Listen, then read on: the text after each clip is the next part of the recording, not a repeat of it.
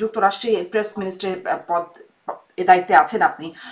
মির্জা ফখরুল ইসলাম আলমগীরের কথা যদি সুনির্দিষ্টভাবে জিজ্ঞেস করি, তিনি কোন কোন মিটিং এ অংশ নেবেন এটা ভাবার কোনো কারণ নাই যে মির্জা ফখরুল ইসলাম আলমগীর বা চারজন রাজনীতিবিদ শুধুমাত্র ভ্রমণ সঙ্গী হিসেবে বেড়ানোর জন্য নিউ ইয়র্কে আসছেন। যে আসলে কি কারণে বা কি ভূমিকায় তিনি থাকবেন, তখন তিনি বলছেন আমি নিজেই জানি না আমাদের ভূমিকা কি হবে। যেমন মার্কিন থিঙ্ক ট্যাঙ্কের সঙ্গে যে সমস্ত মিটিং হবে, মার্কিন বিজনেসম্যানদের সঙ্গে যে সমস্ত মিটিং হবে, বাংলাদেশের নির্বাচন সংক্রান্ত স্টেট ডিপার্টমেন্টের কর্মকর্তাদের সঙ্গে যে সমস্ত মিটিং হবে। মাহফুজ আলমের উপর হামলার ঘটনায় কোনোবারই অন্তর্বর্তী সরকার কোনো জোরালো পদক্ষেপ নেয়নি, সব প্রতিবাদ হতো, কিন্তু সেই প্রতিবাদে আপনি দেখাতে পারবেন না যে শেখ হাসিনা যে হোটেলে ছিল সেই হোটেলের দরজা ভাঙা হয়েছে। তো গণ অভ্যুত্থানের পরে সারা পৃথিবীতে যখন যেখানে গণ অভ্যুত্থান বা বিপ্লব সংগঠিত হয়েছে, এটা আমি একটি অন্যায়কে আরেকটি অন্যায় দিয়ে যুক্তি দিয়ে জাস্টিফাই করছি না। তাদের মানুষদের এখন মবের শিকার হয়ে হত্যাকাণ্ডের শিকার হচ্ছে, মানে তাদের জায়গা জমি সম্পত্তি দখল করে নেওয়া হচ্ছে, হত্যাকাণ্ডের শিকার হচ্ছে। সেই নেত্রী এখনো প্রতিদিন যারা বিপ্লব সংগঠিত করেছে তাদেরকে ফাঁসি দেওয়ার অভিপ্রায় ব্যক্ত করছেন। সুতরাং এই বিক্ষুব্ধতা তাদের বিরুদ্ধে খুব অস্বাভাবিক নয়। যেমন ধরেন তারা ইমিগ্রেশন ছাড়াই দেশে ঢুকেছেন, বাংলাদেশে ঢুকেছেন, তারা চেক ইন ছাড়াই হোটেল রেডিসনে ছিলেন। তিনি কি বলছেন আমি জানি না, তারা কথা বলতে গেলে আমি জানি না মার্কিন যুক্তরাষ্ট্র কি সেন্ট মার্টিনে ঘাঁটি করতে চাইছেন। আরে ভাই, আপনি টকশোতে কথা বলছেন, ন্যাশনাল মিডিয়াতে, আপনি বলছেন আমি জানি না, তো আপনি যেটা জানেন না সেটা নিয়ে কথা বলছেন কেন? এই মার্কিন যুক্তরাষ্ট্রের সঙ্গে বাংলাদেশের একটা দ্বিপাক্ষিক এই ট্রেনিং মহড়া, এটা বহু বছর ধরে চলছে, এটা সব সরকারের সময়ই চলে। এই মুহূর্তে যুক্তরাষ্ট্রে বাংলাদেশের প্রায় শতাধিক ৮০তম জাতিসংঘ সাধারণ অধিবেশনে যোগ দিতে নিয়ম মাফিক যুক্তরাষ্ট্রে গেছেন বাংলাদেশের সরকার প্রধান ডক্টর মোহাম্মদ ইউনূস, কিন্তু নজিরবিহীনভাবে তাঁর সফর সঙ্গী হয়েছেন ৩ দলের ৪ নেতা। আছেন বিএনপি মহাসচিব মির্জা ফখরুল ইসলাম আলমগীর এবং আন্তর্জাতিক বিষয়ক সম্পাদক হুমায়ুন কবির, জামায়াতের নায়েবে আমির আব্দুল্লাহ মোহাম্মদ তাহের এবং এনসিপির সদস্য সচিব আখতার হোসেন। সম্প্রতি সিঙ্গাপুর থেকে ফিরে সাংবাদিকদের প্রশ্নের মুখে মির্জা ফখরুল বলেছেন জাতিসংঘ সফরে তার কি ভূমিকা হবে তিনি জানেন না। ফলে স্বাভাবিকভাবেই প্রশ্ন উঠছে কি কারণে ডক্টর ইউনূসের সফর সঙ্গী হচ্ছেন রাজনৈতিক নেতারা। এছাড়াও সম্প্রতি সুপার হারকিউলিস যুদ্ধ বিমানে করে মার্কিন সেনাদের বাংলাদেশে আসা এবং সেনা মহড়াকে নিয়ে উঠেছে নানান প্রশ্ন, যার উত্তর মেলেনি গণমাধ্যম, আইএসপিআর বা মার্কিন দূতাবাস থেকেও। এছাড়াও ওয়েস্টিনের মার্কিন স্পেশাল ফোর্স কর্মকর্তার মৃত্যুকে ঘিরে আছে রহস্য। প্রশ্ন আছে কথিত সিআইএ এজেন্টের বাংলাদেশে তৎপরতা এবং গ্রেপ্তার প্রসঙ্গেও। এসব নিয়ে আলোচনায় এসেছে আমার আজকের অতিথি, যুক্তরাষ্ট্রে বাংলাদেশ দূতাবাসের প্রেস মিনিস্টার গোলাম মুর্তুজা। জনাব গোলাম মুর্তুজা, আপনাকে স্বাগত জানাচ্ছি আমার আজকের আয়োজনে। আপনার কাছ থেকে শুরু করি যে জাতিসংঘের সাধারণ অধিবেশন, ৮০তম সাধারণ অধিবেশন আনুষ্ঠানিকভাবে শুরু হয়েছে। আমাদের খুব নিয়ম মতোই আমাদের মাননীয় প্রধান উপদেষ্টা আসছেন এই সমাবেশে যোগ দিতে, অধিবেশনে যোগ দিতে, এবং সেখানে একদম নিয়ম মতোই আসছেন, কিন্তু নিয়মের বাইরে বলবো বা নজিরবিহীনভাবে আসছেন ৩টি রাজনৈতিক দলের ৪ জন নেতা আসছেন। মির্জা ফখরুল ইসলাম আলমগীর বিএনপি থেকে, এনসিপি থেকে আসছেন একজন আসছেন জামাত ইসলাম থেকে। আমি আসলে একটু প্রশ্ন করতে চাই যে এই ৩ দলের ৪ নেতা, তাদের কাজ কি হবে এখানে, তারা কি করবে, তাদের পারপাস কি, বা তাদেরকে কেন আনা হচ্ছে? প্রথমত কথা, আপনি যে নজিরবিহীন কথাটা বললেন, আপনার কথাটার সঙ্গে আমি খুব দ্বিমত পোষণ করছি না। কিছুটা নজিরবিহীন শুধুমাত্র এই ঘটনাটিকে কেন্দ্র করেই নয়, এটা আমার ধারণা, আমার ব্যাখ্যা। নজিরবিহীন এই পুরো ৫ আগস্টের পরের থেকে, ২০২৪ সালের ৫ আগস্টের পরের থেকে এখন পর্যন্ত বাংলাদেশটা যে প্রক্রিয়াতে চলছে, এই পুরো সিস্টেমটাই কিন্তু নজিরবিহীন বলা যায় না। নজির পৃথিবীতে তো এরকম ঘটনার আছে, রাষ্ট্রপ্রধানদের পালিয়ে যাওয়া, পরবর্তীতে বিপ্লব সংগঠিত হওয়া, গণঅভ্যুত্থান সংগঠিত হওয়া, সরকার পরিচালনা করা। তো বাংলাদেশ ওই জায়গাটাতে অনেকগুলো ব্যতিক্রমী ঘটনার মধ্য দিয়ে দেশটা চলছে। তো সেরকম একটা জায়গাতে যিনি পরিচালনা করছেন ডক্টর মোহাম্মদ ইউনূস, তিনি জাতিসংঘের সাধারণ অধিবেশনে আসছেন এবং সেই সময়টিতে তিনি ৩টি রাজনৈতিক দলের ৪ জন নেতাকে সফর সঙ্গী করেছেন। এটাকে নানাভাবে ব্যাখ্যা বা বিশ্লেষণ করার সুযোগ আছে। তারা যা করছেন, আমি তাদের কোনোটাকেই খুব খারাপ হিসেবে দেখছি না, কিন্তু এটাকে আমি আবার খুব নজিরবিহীন ওই পুরো ঘটনার সঙ্গে মিলিয়ে দেখে আমি যেটা বলছি সেটা যে এই সরকারের নিজস্ব কোনো রাজনৈতিক দল নেই, নিজস্ব কোনো রাজনৈতিক এজেন্ডা নেই। বাংলাদেশের মানুষের অর্থাৎ গণ অভ্যুত্থানের মধ্য দিয়ে সংগঠিত যে এজেন্ডা, সংগঠিত যে ঘটনাক্রম, রাজনৈতিক দলগুলোর যে চাওয়া পাওয়ার ব্যাপারগুলো আছে, সেই কাজগুলোই সরকার করার চেষ্টা করছেন। কিছু করেছেন, কিছু করার চেষ্টা করছেন, কিছু হয়তো করার চেষ্টা করে পারেননি বা পারছেন না, সেগুলো নিয়ে আলোচনা হচ্ছে। অর্থাৎ সবগুলো রাজনৈতিক দলকে বা বড় রাজনৈতিক দলগুলোকে সঙ্গে নিয়েই তাকে আসলে কাজটা করতে হচ্ছে। তো জাতিসংঘের সাধারণ অধিবেশন, এখানে একটি থাকবে যে রাষ্ট্রপ্রধান যিনি থাকেন তিনি একটি ভাষণ দেন।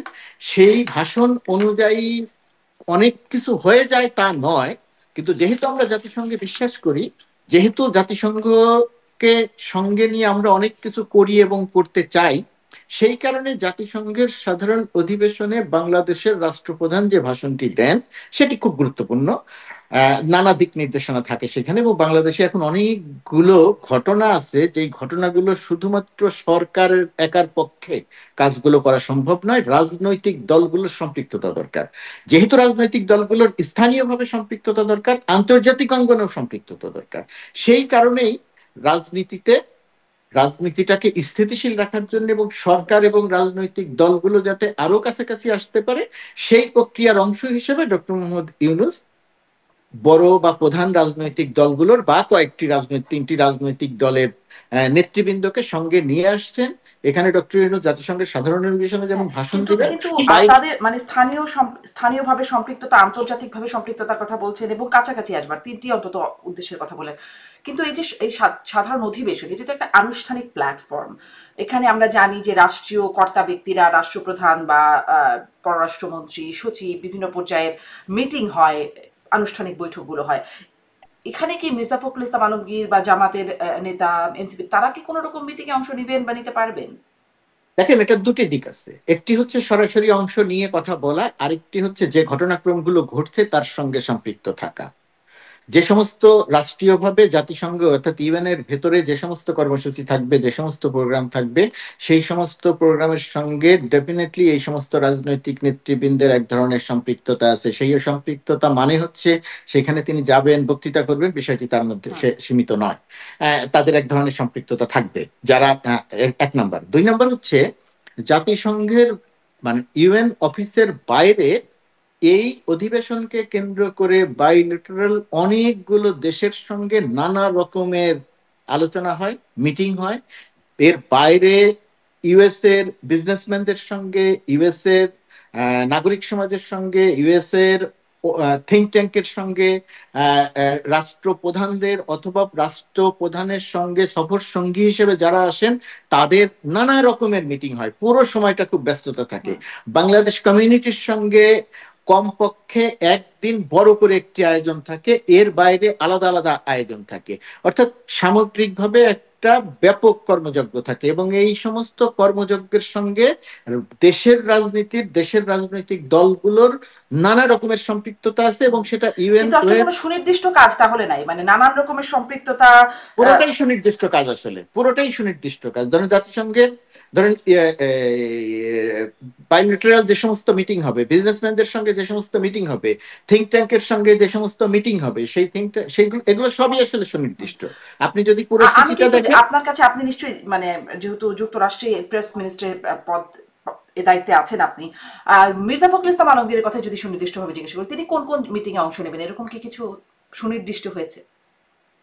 এইখানে ধরেন যেমন মার্কিন থিঙ্ক ট্যাঙ্কের সঙ্গে যে সমস্ত মিটিং হবে, মার্কিন বিজনেসম্যানদের সঙ্গে যে সমস্ত মিটিং হবে, বাংলাদেশের নির্বাচন সংক্রান্ত স্টেট ডিপার্টমেন্টের কর্মকর্তাদের সঙ্গে যে সমস্ত মিটিং হবে, এই সমস্ত সব মিটিং এ মির্জা ফখরুল ইসলাম আলমগীর, জামাতের নেতা, এনসিপি নেতা, এদের সম্পৃক্ততা থাকবে। এখানে তো অনেক কিছু আগামী নির্বাচনের পরে গিয়ে দেশের অবস্থা কি হবে, প্রধান প্রধান রাজনৈতিক গুলোর পলিসি কি হবে, এটা আমরা যেমন ঠিক করেছি, এই সমস্ত জায়গাতে যারা আছেন তারাও বিষয়গুলো জানতে চান, তাদের সঙ্গে এদের একটা মিটিং হবে। মিটিং এ সেই সমস্ত বিষয়ে আলোচনা হবে। ট্যারিফ ইস্যুতে আপনি জানেন যে খুব গুরুত্বপূর্ণ একটা পর্যায়ে আছি আমরা। আমরা একটা ভালো সংবাদ পেয়েছি, কিন্তু এখন আমরা আরো ভালো সংবাদ পাবার অপেক্ষায় আছি। কিন্তু এটা একটা ইন্টারিম সরকার, আর 6-7 মাস হয়তো এই সরকারের মেয়াদ। এই সরকারের পরে গিয়ে নির্বাচনের মধ্য দিয়ে যে সরকারটি ক্ষমতায় আসবেন, সেই সরকার এক্স ওয়াই জেড যেটাই ক্ষমতায় আসুক না কেন, এই ট্যারিফ ইস্যুর আলোচনাটা কন্টিনিউ চলতে থাকবে। এই চলাকালীন রাজনৈতিক দলগুলো এই জায়গাটাতে কি ভাবছেন, কি করবেন, তাদের প্রতিশ্রুতি কি, তাদের অবস্থান কি, এটা যেমন তারা বলতে চান, এটা এইখানকার থিঙ্ক ট্যাঙ্কও জানতে চান, প্রশাসনও জানতে চান। অর্থাৎ অনেক কিছুর সঙ্গে এদের সম্পৃক্ততা আছে। এটা ভাবার কোনো কারণ নাই যে মির্জা ফখরুল ইসলাম আলমগীর বা 4 জন রাজনীতিবিদ শুধুমাত্র ভ্রমণ সঙ্গী হিসেবে বেড়ানোর জন্য নিউ ইয়র্কে আসছেন। মানে বিষয়টি এই মোটেই জন্যই আমি সেরকম বিশেষ না। করে প্রশ্নটি করছিলাম যে দুদিন আগে যখন সিঙ্গাপুর থেকে ফিরলেন স্ট্রিট চিকিৎসা শেষে মির্জা ফখরুল ইসলাম আলমগীর দেশে, তখন সাংবাদিকরা জিজ্ঞাসা করেছিলেন যে আসলে কি কারণে বা কি ভূমিকায় তিনি থাকবেন। তখন তিনি বলছেন আমি নিজেই জানি না আমাদের ভূমিকা কি হবে, ডক্টর ইউনূসের সাথে তখনও আলোচনা হয়নি। মানে সেই সময়কার কথা বলছেন যে তখনও আলোচনা তার হয়নি। মানে 2 দিন আগেও তিনি নিজে জানেন না। এটা হতেই পারে, এটা হতেই পারে, এটা তার দলের সিদ্ধান্ত যে দল থেকে তাকে মনোনয়ন দেয়া হয়েছে যে আপনি যাবেন। 2 দিন আগেও জানেন না বলতে আমি বোঝাচ্ছি যে এই ইউএন এর এই মিটিং এ, যেমন এই মুহূর্তে আমি যখন ধরেন এই মুহূর্তে মার্কিন যুক্তরাষ্ট্রে আজকে কয় তারিখ, কত সময়, যে সময় আমরা বসে আছি 21 তারিখে, 21 তারিখ দুপুরবেলা আমরা যখন বসে কথা বলছি, এই সময় পর্যন্ত প্রতিনিয়ত আমাদের ওয়াশিংটন দূতাবাস, নিউ ইয়র্কের কনসুলেট অফিস, নিউ ইয়র্কের পার্মানেন্ট মিশন, জাতিসংঘের পার্মানেন্ট মিশন, সবাই মিলে কাজ করছে কোন মিটিংটি কোন সময়, কোন মিটিং এ কে কে থাকবেন, কোন জায়গাতে মিটিং হবে, এর বাইরে আমরা আর কার কার সঙ্গে মিটিং করব, আমাদের স্বার্থ সংশ্লিষ্ট বিষয় কি, এটা একেবারে শেষ মুহূর্ত পর্যন্ত এটা চলতে থাকবে। সুতরাং যে কেউ যেন, আপনি যদি আমার কাছে জানতে চান যে আমাদের কি সবকিছু ঠিক হয়ে গেছে কিনা, না, আমাদের সবকিছু ঠিক হয় নাই, এখনো চলছে, চলমান প্রক্রিয়া আছে। এমনকি টিম চলে আসার পরেও প্রতিনিধি দলের সদস্যরা, রাজনৈতিক দলের সদস্যরা যদি মনে করেন যে ওনারা অমুকের সঙ্গে মিটিং করতে চান, সেই কাজটাও আমরা করব তখন, যে তাদের সঙ্গে যোগাযোগ করব, আলোচনা করব, ইতিমধ্যেই আমরা করছি, এটা করবো। অর্থাৎ এটা একটা চলমান প্রক্রিয়া, সবাই খুব ব্যস্ত। এটা আধা ঘন্টার একটা মিটিং যে কোনো জায়গাতে হয় না, অনির্ধারিত মানে প্রচুর এখনো মিটিং কি কি মিটিং এ যাবেন সব বিষয়গুলো এখনো ঠিক হয়ে পারেনি, সেগুলো চলমান। মোটামুটি ভাবে ঠিক আছে। আমি বলছি একটা একটা চলমান প্রক্রিয়া, এই কাজটি এখনো চলছে, আচ্ছা, এই মুহূর্তেও চলছে। জি। ডক্টর ইউনূসের সাথে এবার সফর সঙ্গী কতজন? এটা আমার এই মুহূর্তে ঠিক জানা নেই যে সফর সঙ্গী কতজন, এটা ঢাকা থেকে দেখছেন, আমরা এখান থেকে বলতে পারছি না, আমি অন্তত বলতে পারছি না আচ্ছা, এটা। এবারে নিরাপত্তা ব্যবস্থা আসলে কতটা? কারণ আমরা এর আগে দেখেছি মাহফুজ আলমের উপর যেভাবে আক্রমণের ঘটনা ঘটেছে। ডক্টর ইউনূস যাচ্ছেন, সাথে রাজনৈতিক নেতৃত্বরা যাচ্ছেন, আরো যাচ্ছেন নিশ্চয়ই সফর সঙ্গীরা। কেমন নিরাপত্তা ব্যবস্থা? এখানে দুটি বিষয়। প্রথমত বিষয়, একটি দেশের রাষ্ট্রপ্রধান যখন আরেকটি দেশে যান, তখন সেই রাষ্ট্রপ্রধান বা রাষ্ট্রের গুরুত্বপূর্ণ ব্যক্তিদের নিরাপত্তা দেওয়ার ব্যবস্থাটা সেই দেশের সরকার করে থাকেন। তো বাংলাদেশের যেহেতু একটা ঐতিহ্য আছে যে বাংলাদেশের রাষ্ট্রপ্রধান যখন বিশেষ করে উত্তর আমেরিকায়, বিশেষ করে আপনার মার্কিন যুক্তরাষ্ট্রে আসেন, তখন সেইখানের যে বিরোধী মত থাকেন, বিরোধী রাজনীতি থাকেন, তারা একটা বিক্ষোভ করে থাকেন, বিক্ষুব্ধতা প্রকাশ করে থাকেন। তো মার্কিন যুক্তরাষ্ট্রে বিরোধী পক্ষ বিক্ষুব্ধ হবেন, তারা ক্ষোভ প্রকাশ করবেন, এটা খুব স্বাভাবিক একটা ব্যাপার। এই জায়গাটা নিয়ে বিশেষ নিরাপত্তার কোনো ব্যাপার থাকার কথা নয়, কিন্তু বিশেষ নিরাপত্তার একটি ব্যাপার তৈরি হয়েছে, সেটি হচ্ছে মত প্রকাশ করা, প্রতিবাদ করা, বিক্ষুব্ধ হওয়া, সেটা প্রকাশ করাটা, এটা যেহেতু এখানকার রেওয়াজ, এখানকার প্রেসিডেন্ট সারা পৃথিবী পরিচালনা করেন, কিন্তু তার বিরুদ্ধেও এখানে তার সামনে প্রকাশ্যে যে কেউ প্রতিবাদ করতে পারে, যে কেউ তাকে যে কোনো কিছু বলে উপাধি দিতে পারেন, কয়েকদিন আগের ঘটনা আমরা দেখেছি। এটা স্বাভাবিক, ডক্টর ইউনূসের বিরুদ্ধে প্রতিবাদ হবে, এটা আমাদের জায়গা থেকে যদি বলেন, প্রশাসনের দূতাবাসের পক্ষ থেকে, কনসুলেটের পক্ষ থেকে, পার্মানেন্ট মিশনের পক্ষ থেকে কোনো আপত্তি নাই, কোনো বাধা দেওয়ার ব্যাপার নাই। কিন্তু এখানে অতিরিক্ত সতর্কতার একটা ব্যাপার তৈরি হয়েছে, তার কারণ ইতিপূর্বে আমরা দেখেছি নিউ ইয়র্ক কনসুলেটের সামনে উপদেষ্টা মাহফুজ আলমের সভাকে কেন্দ্র করে, মিটিংকে কেন্দ্র করে তারা বিক্ষোভ করেছে। ওই পর্যন্ত কোনো সমস্যা ছিল না, কিন্তু বিক্ষোভের একটা পর্যায়ে গিয়ে তারা ভাঙচুর করেছে, অর্থাৎ সন্ত্রাসী কার্যক্রম করেছে। যেহেতু ভাঙচুর করেছে, যেহেতু সন্ত্রাসী কার্যক্রম করেছে, সেই কারণে দূতাবাসের পক্ষ থেকে, কনসুলেটের পক্ষ থেকে, পার্মানেন্ট মিশনের পক্ষ থেকে আমরা যুক্তরাষ্ট্র সরকারের যতগুলো সংস্থা আছে, সবগুলো সংস্থার কাছে এই বিষয়গুলো উল্লেখ করে আমরা নিরাপত্তা নিশ্চিত করার অনুরোধ করেছি লিখিতভাবে, এবং তারা আমাদেরকে আশ্বস্ত করেছেন যে তারা পুরো বিষয়টি, সবগুলো বিষয়ে দেখবেন।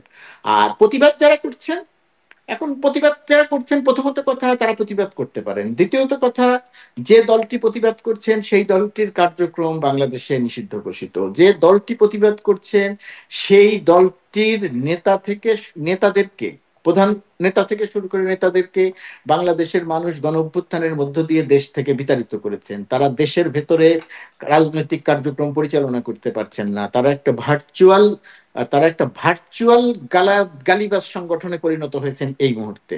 সুতরাং তারা মার্কিন যুক্তরাষ্ট্রে ডক্টর ইউনূস বা সেই সরকারের এগেনস্টে বিক্ষোভ করবেন, এটাকে আমরা স্বাভাবিকভাবেই দেখতে চাই। কিন্তু যদি ভাঙচুর বা সন্ত্রাসী কার্যক্রম করা হয়, তাহলে আমরা যুক্তরাষ্ট্র সরকারের কাছে যে অনুরোধ করেছি, আমার ধারণা যে যুক্তরাষ্ট্র সরকার যথেষ্ট সচেতন আছে।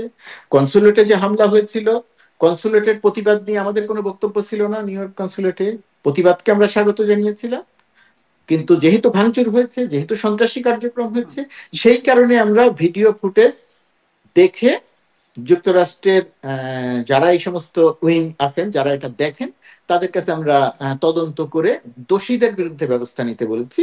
এবং একটি বিষয় আমি পরিষ্কার করতে চাই, ধরেন আমি, আপনি, আরো কয়েক লক্ষ মানুষ যুক্তরাষ্ট্রে আছেন, আমরা সবাই বাংলাদেশের মানুষ। আমার আর আপনার, আমাদের মধ্যে রাজনৈতিক মতবিরোধ থাকতে পারে, কিন্তু দেশের ভেতরের মতবিরোধকে কেন্দ্র করে এখানে আমাদের মধ্যে তর্ক বিতর্কও হতে পারে।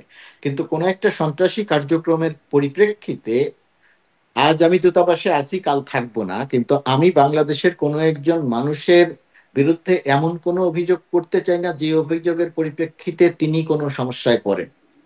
এই কারণেই আমরা সতর্ক করতে চাই যে আপনারা প্রতিবাদ করেন, কিন্তু আপনারা সন্ত্রাসী কার্যক্রম করবেন না। আপনারা যদি সন্ত্রাসী কার্যক্রম করেন, বর্তমানে মার্কিন যুক্তরাষ্ট্রের যে আইন, আইন একই আছে, বর্তমান মার্কিন যুক্তরাষ্ট্র প্রশাসনের যে অবস্থান, তাতে সন্ত্রাসী কার্যক্রম প্রমাণিত হলে তাহলে কিন্তু শুধুমাত্র 3 বছরের জেল নয়, যে ব্যক্তির বিরুদ্ধে প্রমাণ হবে সেই ব্যক্তিকে কিন্তু আরো অনেক কঠোর ব্যবস্থা তার বিরুদ্ধে নেওয়া হতে পারে। বাংলাদেশের একজন নাগরিক হিসেবে কোনো অবস্থাতেই আমরা সেটা চাই না। কয়েকজন ব্যক্তিকে যে গ্রেপ্তার করা হয়েছে বলে আমাদেরকে জানিয়েছে, যদিও তারা বলেছেন কাউকে গ্রেপ্তার করা হয়নি, আমি তর্কে বিতর্কে যেতে চাই না। যেহেতু যুক্তরাষ্ট্র সরকারের পক্ষ থেকে আমাদেরকে জানানো হয়েছে তদন্ত চলছে, এবং আমরা তারা ভিডিও ফুটেজ দেখে কয়েকজনকে গ্রেপ্তার করেছি, তদন্ত প্রক্রিয়াটি চলমান। যদি তদন্তে দোষী প্রমাণ হয় তাহলে তাদের শাস্তি হবে, যদি তারা তদন্তে নির্দোষ প্রমাণ হন তাহলে তাদের কিছু হবে না, সেটা আলাদা ব্যাপার। কিন্তু সন্ত্রাসী কার্যক্রম যদি পরিচালনা করার প্রমাণ হয়, তাহলে যুক্তরাষ্ট্র সরকার অনেক কঠোর ব্যবস্থা নিতে পারে। আমি খুব দূতাবাসের খুব ক্ষুদ্র একটা জায়গার থেকে শুধু দেশ অনুরোধ করতে চাই যে আপনারা প্রতিবাদ করেন, বিক্ষোভ করেন, কিন্তু সন্ত্রাসী কর্মকাণ্ড করবেন না। তাহলে কিন্তু আমাদের যুক্তরাষ্ট্র সরকারের কাছে অনুরোধ করতে হবে এবং যুক্তরাষ্ট্র সরকার আইন অনুযায়ী ব্যবস্থা আপনি নেবেন। আপনি সেই আহ্বান জায়গা করছেন, থেকে সাথে আমাদের সাথে একটা কিছু করার হুঁশিয়ারি থাকবে বার্তাও না। আছে। জি, গোলাম মুর্তজা, আমি একটু এটি জানি যে যেমন নিউ ইয়র্কের পরে যখন লন্ডনে গিয়েও মাহফুজ আলম হামলার শিকার হলেন, তখন তারপরেই সরকারের সাবেক একজন উপদেষ্টা এনসিপি নেতা নাহিদ ইসলাম তিনি একটি ফেসবুকে পোস্ট করছেন এবং আহ, তিনি বলছেন যে মাহফুজ আলমের উপর হামলার ঘটনায় কোনোবারই অন্তর্বর্তী সরকার কোনো জোরালো পদক্ষেপ নেয়নি, শক্ত বার্তা দেয়নি, কোনো উপদেষ্টা বা প্রেস সচিব একটা মন্তব্য কখনো করেননি। সরকার ও উপদেষ্টা পরিষদের ভেতরে মাহফুজকে অপদস্থ ও হত্যার মৌন সম্মতি তৈরি করা হয়েছে। আরো অংশ আছে আমি বলছি, কিন্তু এই যে জোরালো পদক্ষেপ নেয়নি, কোনোবারই অন্তর্বর্তী সরকার কোনো জোরালো পদক্ষেপ নেয়নি, এই বিষয়টি নিরাপত্তার ক্ষেত্রে বা হামলা হবার পরে নাহিদ ইসলাম মনে করছেন যে শক্ত বা জোরালো পদক্ষেপ নেওয়া হয়নি। এই বিষয়ে আসলে কি বলবেন? আসলে কি কোনো শক্ত পদক্ষেপ নেওয়া হয়েছে? শক্ত পদক্ষেপ বলতে আসলে আমরা কি বুঝবো? এখন মার্কিন যুক্তরাষ্ট্র বা ব্রিটেনের শক্ত পদক্ষেপ মানে কি? শক্ত পদক্ষেপ মানে হচ্ছে যেটুকু আমাদের পক্ষ থেকে করার থাকে। নাহিদ ইসলাম একটি রাজনৈতিক দলের সদস্য, মাহফুজ আলমরা একসঙ্গে সম্মিলিতভাবে আন্দোলন করে তারা গণ অভ্যুত্থান ঘটিয়েছেন, সেরকম একটা তার প্রত্যাশার জায়গা থেকে তিনি এই মন্তব্য করেছেন। তার মন্তব্য নিয়ে আমার কোনো বিরূপ মন্তব্য নাই, তিনি অবশ্যই সেই মন্তব্য করতে পারেন, তার মনের ক্ষোভটা প্রকাশ করেছেন। কিন্তু এখানে যদি বলেন নিউ ইয়র্ক কনসুলেটে প্রোগ্রামের আগে পুলিশকে জানানো হয়েছিল, তারা প্রতিবাদ করেছে, কিন্তু যে আপনি শুরুতে যে নজিরবিহীন শব্দটা বলেছিলেন, এই যে নজিরবিহীন ঘটনাটা যে কনসুলেটের সামনে ঘটবে, এটা আমরা যেমন জানতাম না, নিউ ইয়র্ক পুলিশও জানতো না। নিউ ইয়র্ক পুলিশ যেটা জানতো, আমরা যেটা জানতাম, যে নিউ ইয়র্ক কনসুলেটের সামনে তারা প্রতিবাদ করবে, বিক্ষোভ করবে, মাহফুজ আলমের কে কালো পতাকা দেখাবে বা আরো কিছু করতে পারে।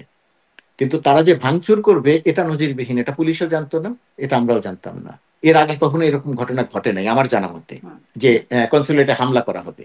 এই হামলার ঘটনার পরিপ্রেক্ষিতে যতগুলো ব্যবস্থা নেওয়া দরকার বাংলাদেশের পক্ষ থেকে সব রকম ব্যবস্থা নেয়। আমরা স্টেট ডিপার্টমেন্টের সঙ্গে আমরা লিখিতভাবে জানিয়েছি, দেখা করেছি, সিক্রেট সার্ভিসের সঙ্গে আমরা দেখা করেছি, লিখিতভাবে জানিয়েছি, কিন্তু কিন্তু পুলিশের। বলছেন যে এই নজিরবিহীন বিষয়ে আপনাদেরও কোনো ধারণা ছিল না বা কারোর ধারণা ছিল না। বাংলাদেশেও তো নজিরবিহীন অনেক ঘটনা ঘটছে, মানে ধরুন যেই বিষয়গুলো, যেমন এইবারে প্রেস সচিব, যদিও নাহিদ ইসলামের এই ফেসবুক পোস্টের পরে তিনি পোস্ট করছেন, তিনি লিখছেন যে মানে তিনি সরকারের পক্ষ থেকে নিন্দার বিষয়টি জানানো হচ্ছে, নিন্দা জানিয়ে বলা হচ্ছে গণতন্ত্রের যুক্তির জায়গায় আক্রমণ কিংবা বিতর্কের জায়গায় সন্ত্রাসের কোনো স্থান নেই।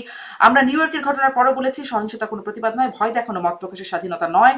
সেই বক্তব্য লন্ডনের ক্ষেত্রেও সমানভাবে প্রযোজ্য, কিন্তু বাংলাদেশের ক্ষেত্রে আবার প্রযোজ্য না। বাংলাদেশে আবার মত প্রকাশের ক্ষেত্রে সেখানে মবের হামলা হলে সেটা প্রেশার গ্রুপ হয়ে যায়। এই বার্তাগুলো তো নজিরবিহীন ভাবে, একদম নজিরবিহীন না। বাংলাদেশে হয়, বাংলাদেশের আসলে একটা সংস্কৃতি আছে, কিন্তু এই ঘটনাগুলো যখন ক্রমাগতভাবে ঘটছে, বাংলাদেশে যখন তারা কথা বলার জায়গা পাচ্ছে না, তখন এরকম একটা আক্রমণের ঘটনা ঘটতে পারে বা তারাও তাদের সহিংস অবস্থান দেখাতে পারে। এটা কি আপনারা মানে ধারণা করতে পারেননি? ধারণা না, করা এটা সঠিক ছিল এটা না? দুটি ঘটনাটাকে আমার মনে হয় একসঙ্গে মেলানো ঠিক হবে না। বাংলাদেশের ঘটনা একসঙ্গে আর এখানকার ঘটনা একসঙ্গে মেলানো ঠিক হবে না। বাংলাদেশের আইন শৃঙ্খলা পরিস্থিতি, বাংলাদেশের রাজনৈতিক পরিস্থিতি, বাংলাদেশের যে গণ অভ্যুত্থান, বাংলাদেশের যে বিপ্লব, বাংলাদেশের যে পুলিশ, সেনাবাহিনী, বিজিবির সম্মিলিতভাবে গুলি করে মানুষ হত্যা, এইরকম ঘটনা তো পৃথিবীর সব দেশে ঘটে না, মার্কিন যুক্তরাষ্ট্রেও ঘটে না, এখানেও ঘটে না। এখানে স্বীকৃত কিছু বিষয় আছে। স্বীকৃত বিষয় বলতে এখানে প্রতিবাদ করার জন্য কোন জায়গায় দাঁড়িয়ে প্রতিবাদ করবে, কতজন সেখানে প্রতিবাদে থাকবে, সবগুলো বিষয় আগে অনুমতি নিতে হয় এবং সেখানের যে একটা সীমা নির্ধারণ করে দেওয়া হয় যে এর বাইরে তুমি যেতে পারবে না, এটা মেনে প্রতিবাদ করতে হয়। এই যে ডক্টর ইউনূসের আশা উপলক্ষে যে প্রতিবাদটি করা হবে সেটাও কিন্তু পুলিশের কাছ থেকে অনুমতি নেওয়া হচ্ছে এবং এখানে পুলিশের কাছ থেকে অনুমতি নিলে সাধারণত সেটা মেনে চলার রীতি আছে। এই কারণেই আমি বলছি যে এটা নজিরবিহীন ঘটনা যে কনসুলেট আক্রমণ করা হবে। আর বাংলাদেশের কথা, এই কারণে এটা নজিরবিহীন ঘটনা, আগে কখনো এটা ঘটে নাই। শেখ হাসিনা যখন প্রধানমন্ত্রী ছিলেন, শেখ হাসিনা যখন এখানে আসতেন তখনও প্রতিবাদ হতো, আপনি জানেন খুব ভালো করে, প্রতিবাদ হতো। কিন্তু সেই প্রতিবাদে আপনি দেখাতে পারবেন না যে শেখ হাসিনা যে হোটেলে ছিল সেই হোটেলের দরজা ভাঙা হয়েছে, শেখ হাসিনা কনসুলেট অফিসে গেছে বা শেখ হাসিনা ওয়াশিংটন এম্বাসিতে এসেছে, সেখানে এসে দরজা ভাঙা হয়েছে, আপনি সেটা দেখাতে পারবেন না। সেখানে শেখ হাসিনা ওয়াশিংটন এম্বাসিতে এসেছেন কোনো প্রোগ্রামে, সেখানে নির্দিষ্ট একটি জায়গা ঠিক করে দেওয়া হয়েছে, সেখানে প্রতিবাদ করেছে। এই ঘটনাগুলো ঘটেছে। তো ব্যবস্থা যে নেওয়া হয় নাই এবং নজিরবিহীন, এটা ঠিক না। ব্যবস্থা নেওয়া হয়েছে বলতে এখানে বুঝতে হবে আমাদের যে এদের ব্যবস্থা এদের আইন অনুযায়ী হয়। যেমন ধরেন 24 আগস্টের ঘটনা, আমাদেরকে সেপ্টেম্বরের দ্বিতীয় সপ্তাহে জানানো হয়েছে, এটা এখনো তদন্ত চলছে, আমরা কয়েকজনকে গ্রেপ্তার করেছি। এখন বাংলাদেশের মানুষ হিসেবে আমাদের ভেতরে একটা বিষয় কাজ করছে, 1 মাস হয়ে গেল তবুও তদন্ত হলো না, এটার মনে হয় আর কোনো কিছু হবে না। এটা তো আমাদের হাতে না, এটা তো কারো হাতে না। সেটি যুক্তরাষ্ট্রের আইন এবং তদন্ত অনুযায়ী চলছে, অতএব এই বিষয়ে আমাদের হাতে কিছু নাই। কিন্তু ওই যে আপনি বলছিলেন, আরেকটি কথা আপনার প্রশ্নের মধ্যে ছিল, সেটা একটু বলা দরকার। আপনি বলছেন যে দেশে যখন কথা বলার অধিকার নাই, মব আছে।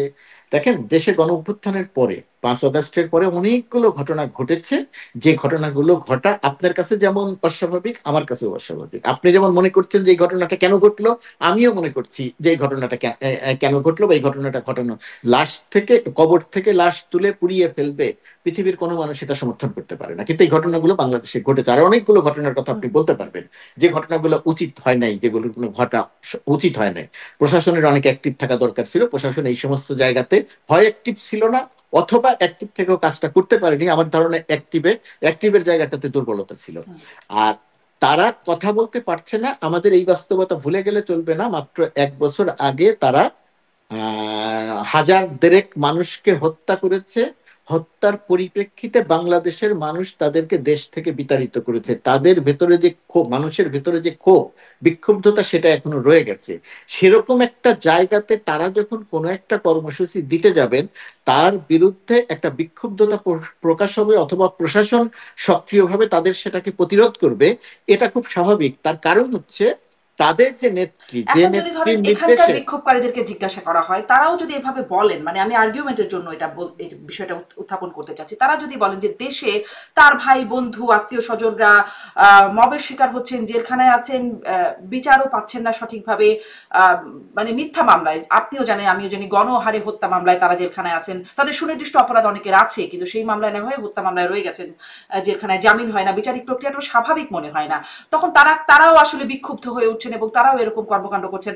মানে ক্ষোভের বহিঃপ্রকাশ বা মবের যদি ব্যাখ্যাটা এরকম হয়, তাহলে এখানেও তো তারা এভাবে ব্যাখ্যা দিতে পারেন। প্রথমত কথা তারা ব্যাখ্যা দিতে পারেন, দ্বিতীয়ত কথা তারা বিক্ষোভ করতে পারেন। এই বিক্ষোভ করা নিয়ে তো সরকারের কোনো আপত্তি নেই, প্রতিবাদ জানানো নিয়ে তো সরকারের কোনো আপত্তি নেই। সরকার তো বলে নাই মার্কিন যুক্তরাষ্ট্রে, না হ্যাঁ, মার্কিন যুক্তরাষ্ট্রের কাছে আমরা যখন দূতাবাসের পক্ষ থেকে, কনসুলেটের পক্ষ থেকে আমরা যখন চিঠি দিয়েছি, তখন কিন্তু আমরা বলি নাই যে তারা যেন প্রতিবাদ না করতে পারে, আপনারা সেই ব্যবস্থা নেন। আমরা বলেছি নিরাপত্তা নিশ্চিত করার এবং সহিংস কর্মকাণ্ড যেন করতে না পারে সেটার বিরুদ্ধে ব্যবস্থা নিতে। সুতরাং প্রতিবাদ করা নিয়ে তো কোনো সমস্যা নেই। হ্যাঁ, তারা এই যুক্তি দিতে পারেন, কিন্তু এই যুক্তির সাথে সাথে তাদের এটাও মনে রাখতে হবে যে তারা দেশ থেকে, দেশের মানুষ তাদেরকে বিতাড়িত করেছে গণহত্যার কারণে, 16 বছরের অন্যায় অনিয়মের কারণে। বর্তমান সরকারের সময়ে বহু ঘটনা হয়তো ঘটেছে, আমি আবারও বলছি যেগুলো হয়তো ঘটা উচিত হয় নাই, আমার আপনার কারণই পছন্দ নয়, আমি সরকারের অংশ হয়েও আমার বহু কাজ আছে যেগুলো মনে করছি যে ঘটা হয়তো উচিত হয় নাই, কিন্তু সেই ঘটনাগুলো সত্ত্বেও তাদের বিষয়ে যে ক্ষোভ আছে, মানুষ হত্যা করার যে ক্ষোভ তাদের বিরুদ্ধে আছে, সেটা তাদের বিবেচনায় রাখতে হবে। বিচারিক প্রক্রিয়া চলছে, অনেককে হয়তো অনেক হত্যা মামলায় গ্রেপ্তার করা হয়েছে, এর জন্য আরো সময় লাগবে। মবের হামলা হয়েও, মানে মবের শিকার হয়েও হত্যাকাণ্ডের কোনো শিকার অবস্থাতেই, দেখেন, কোনো অবস্থাতেই মবের কোনো ঘটনা সমর্থন করা যায় না। নিশ্চয়ই। কিন্তু গণ অভ্যুত্থানের পরে সারা পৃথিবীতে যখন যেখানে গণ অভ্যুত্থান বা বিপ্লব সংগঠিত হয়েছে, এটা আমি একটি অন্যায়কে আরেকটি অন্যায় দিয়ে যুক্তি দিয়ে জাস্টিফাই করছি না, আমি বলছি যে সবকিছু মানুষের, সবকিছু প্রশাসনের, সবকিছু সরকারের পক্ষে নিয়ন্ত্রণ করা সম্ভব হয় না। আমিও শুধুমাত্র এই কথাই বলছিলাম যে এই যেই যুক্তিটা মানে বাংলাদেশে দেয়া হচ্ছে, যেখানে এখানে যারা মবের, যদি বলি মবই আয়োজন করছে, তারাও একটা মব করছে এখানে, সেই মবেরও এরকম একটা ব্যাখ্যা থাকতে পারে যে তারা এখানে ক্ষুব্ধ, তারাও বিচার পাচ্ছেন না, এই জন্য তারা এরকম করছেন। আমি আপনাকে তাদের মাথায় রাখতে হবে যে দেশে তারা যে দলটির পক্ষে কথা বলছেন, তাদের যে নেত্রীর পক্ষে তারা স্লোগান দিচ্ছেন, সেই নেত্রী এখনো প্রতিদিন ভার্চুয়ালি কথা বলে বাংলাদেশের মানুষকে হত্যা করতে বলছে। তারা তো সেটা মনে করছেন না, সেই নেত্রী এখনো প্রতিদিন, সেই নেত্রী এখনো প্রতিদিন যারা বিপ্লব সংগঠিত করেছে তাদেরকে ফাঁসি দেওয়ার অভিপ্রায় ব্যক্ত করছেন। সুতরাং এই বিক্ষুব্ধতা তাদের বিরুদ্ধে খুব অস্বাভাবিক নয়, এটা তাদের মাথায় রাখতে হবে। জি, মানে এটা তো আসলে মনে করার ব্যাপার, এক একজনের ফিল এক এক রকমের, তারাও এরকমটা মনে করছে বলেই তারা করছে কিনা, মনে করার তো কিছু লজিক থাকে, মনে করার তো কিছু লজিক থাকে, মনে করার কিছু তাদের লজিক নিশ্চয়ই মানে এজন্যই তারা নামছে। না, মানুষ যে তারা হত্যা করেছে, মানুষ যে তারা হত্যা করেছে এটা তো তারা জানে। মানুষ যে হত্যা করেছে, ১৫০০-১৪০০ মানুষ যে হত্যা করা হয়েছে, এটা জানে, এটাও জানে যে তাদের মানুষদের এখন মবের শিকার হয়ে হত্যাকাণ্ডের শিকার হচ্ছে, মানে তাদের জায়গা জমি সম্পত্তি দখল করে নেওয়া হচ্ছে। হত্যাকাণ্ডের শিকার হচ্ছে বলতে যদি তারা বলে বা আপনি যদি বলেন এবং একটির সঙ্গে আরেকটি যদি কম্পেয়ার করেন, তাহলে আমার ধারণা যে দুটি ঘটনাকে কম্পেয়ারটা এই অর্থে করছি না জনাব গোলাম মুর্তজা, এই অর্থে করছি না, কিন্তু যদি ধরুন যার ভাই বন্ধু আত্মীয় স্বজন এরকম শিকার হয়েছেন, সে তো ব্যক্তিগতভাবেও বিক্ষুব্ধ হতে পারেন, বা মানে তার আবেগের জায়গাটা এভাবে লাগতে পারে নিশ্চয়ই, মানে স্কেলে কম্পেয়ার আমি করার চেষ্টা এখানে করছি। তার লাগতে পারে, যার যার ব্যাপার, তার যিনি ভাই হারান তার যে বেদনা, তিনি যেভাবে বেদনাটা বুঝবেন, যেভাবে বেদনায় সিক্ত হবেন, আমি বা আপনি সেটা হব না।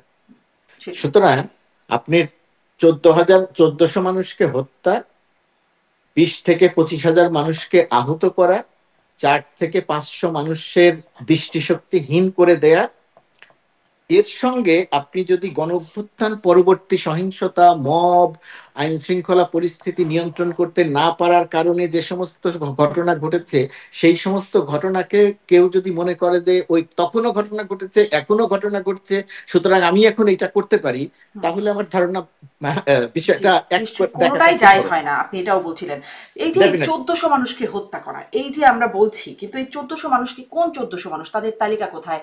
সরকার তালিকা দিচ্ছে সেটি ৮৩৬ বা ৩৭ জনের একটা তালিকা দিচ্ছে, সেটার সাথে মিলছে না, এবং সেই ১৪০০ মানুষ কিন্তু আবার 15ই আগস্ট পর্যন্ত, মানে 5ই আগস্টের পরেও একটা বড় সময় বিষয়টি আছে।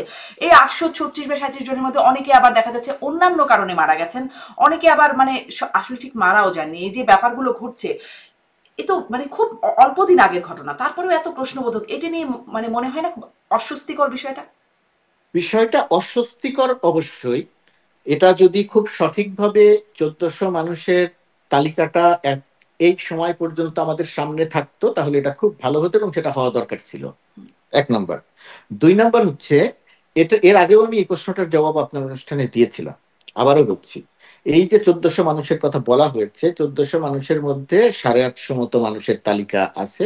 তার মধ্যে এখন পর্যন্ত 52টি নাম পাওয়া গেছে, যে 52টি নাম যারা গণঅভ্যুত্থানে নিহত হননি, তারা অন্যান্য কারণে বা অন্যান্য ঘটনার সঙ্গে সম্পৃক্ত হয়ে মারা গেছে।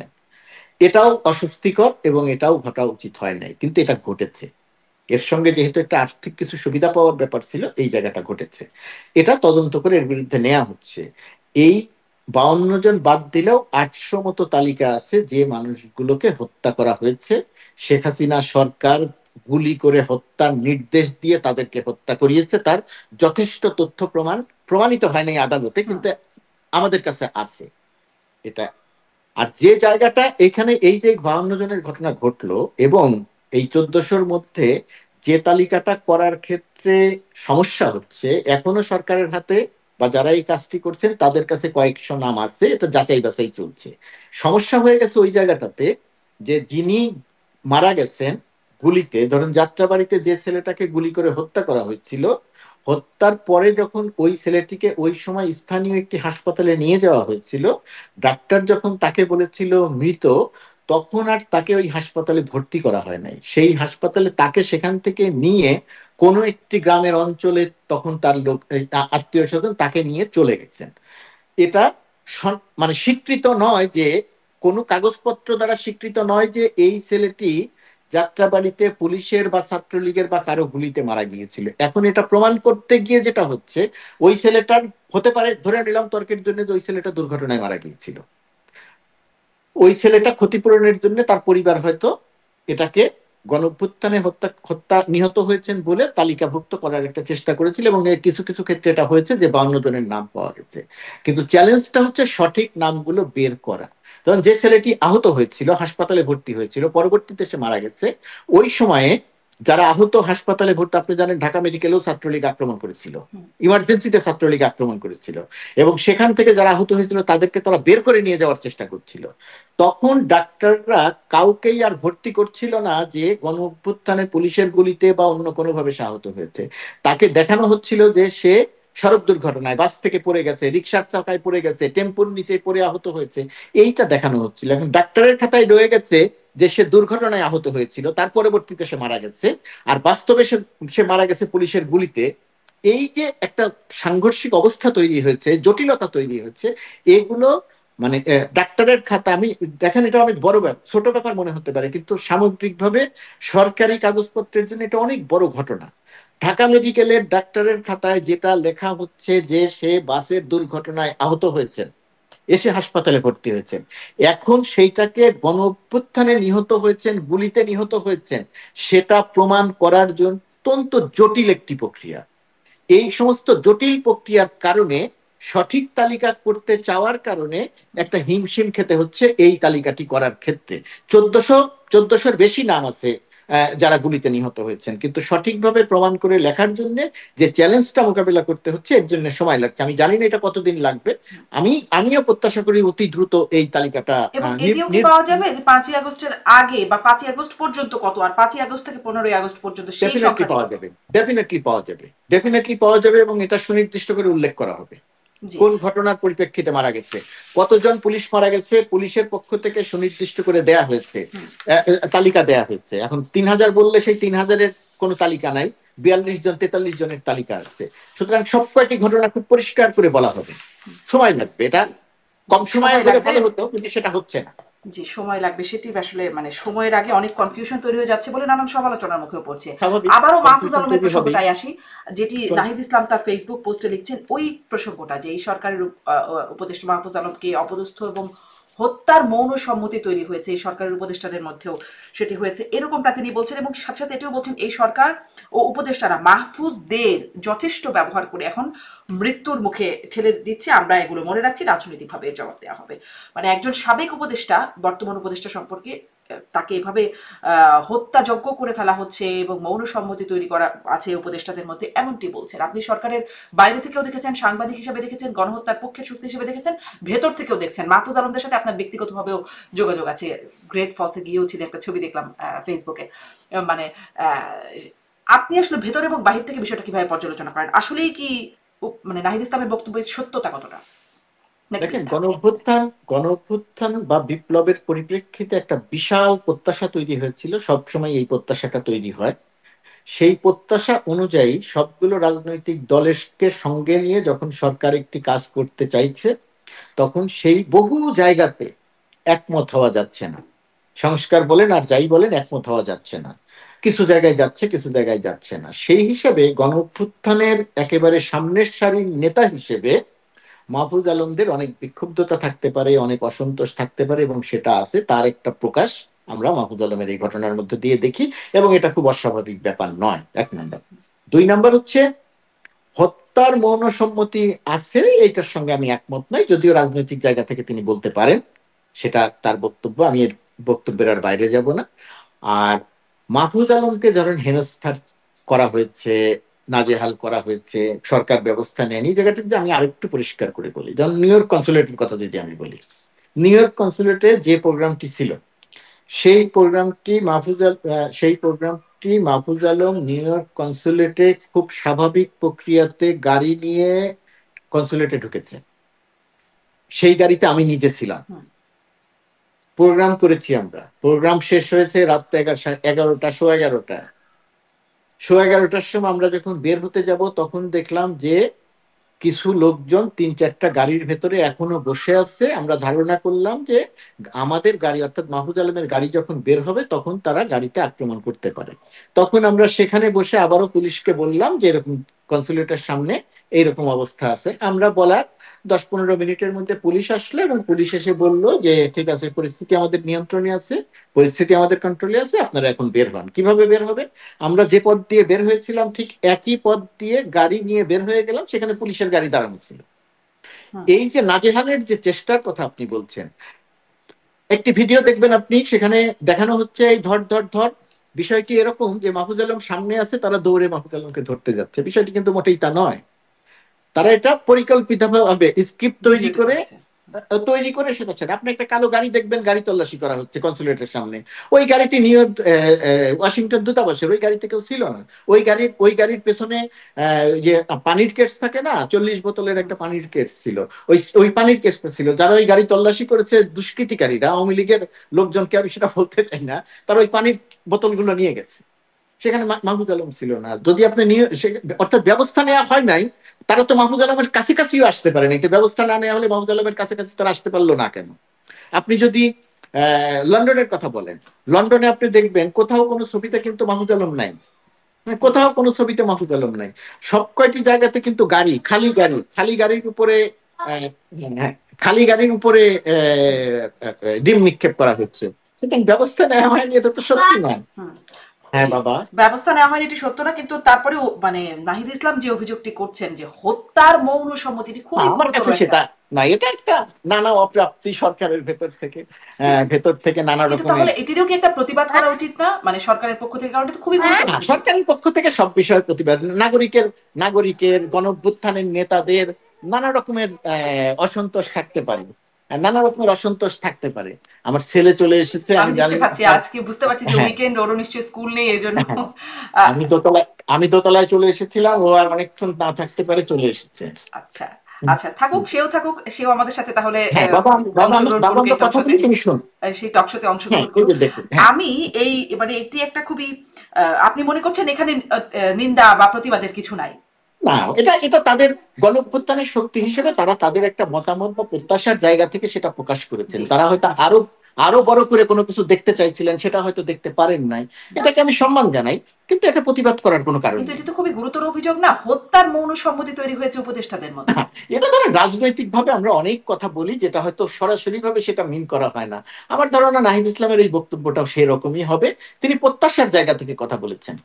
আচ্ছা, আচ্ছা, আপনি একটু ওই যে সেখানকার গণতান্ত্রিক প্রক্রিয়ার কথা বলছিলেন, মানে যুক্তরাষ্ট্রের গণতান্ত্রিক প্রক্রিয়া, সেখানে কি ব্যবস্থা নেওয়া হচ্ছে এই বিষয়গুলোর কথা বলছিলেন, যেখানে সবকিছু যেমন বিক্ষোভও করতে হয় তখন অনুমতি নিয়ে করতে হয়। আমি একটু সম্প্রতি বাংলাদেশে একটা ঘটনা, আমি আবার এই মাহফুজ আলমের ঘটনার প্রেক্ষিতে আবার একটু আসবো, কিন্তু ওইখানে একটু যেতে চাই যে বাংলাদেশে যেমন মঞ্চ ৭১ তারা পুলিশের ডিএমপির অনুমতি নিয়ে ঢাকা রিপোর্টার্সের বিরুদ্ধে তারা সমাবেশ একটা আলোচনা সভা করতে গিয়েছিল, অনুমতি নিয়ে গিয়েছিল, এবং সেখানে তারা গিয়ে একটা মবের শিকার হলো কথা বলতে শুরু করার মাত্র। তারপরে পুলিশ তাদের নিরাপত্তার জন্য নিয়ে গিয়ে পরে সন্ত্রাস বিরোধী আইনে তাদের বিরুদ্ধে মামলা দেওয়া হলো, যারা আসলে সেখানে ছিলেন। আপনি জানেন মঞ্জুরুল আলম পান্না ছিলেন, হাফিজুল মানে কার্জন স্যার ছিলেন, আমাদের শ্রদ্ধেয় আইনের শিক্ষক তিনি, তিনি ছিলেন, আরো অনেকেই ছিলেন।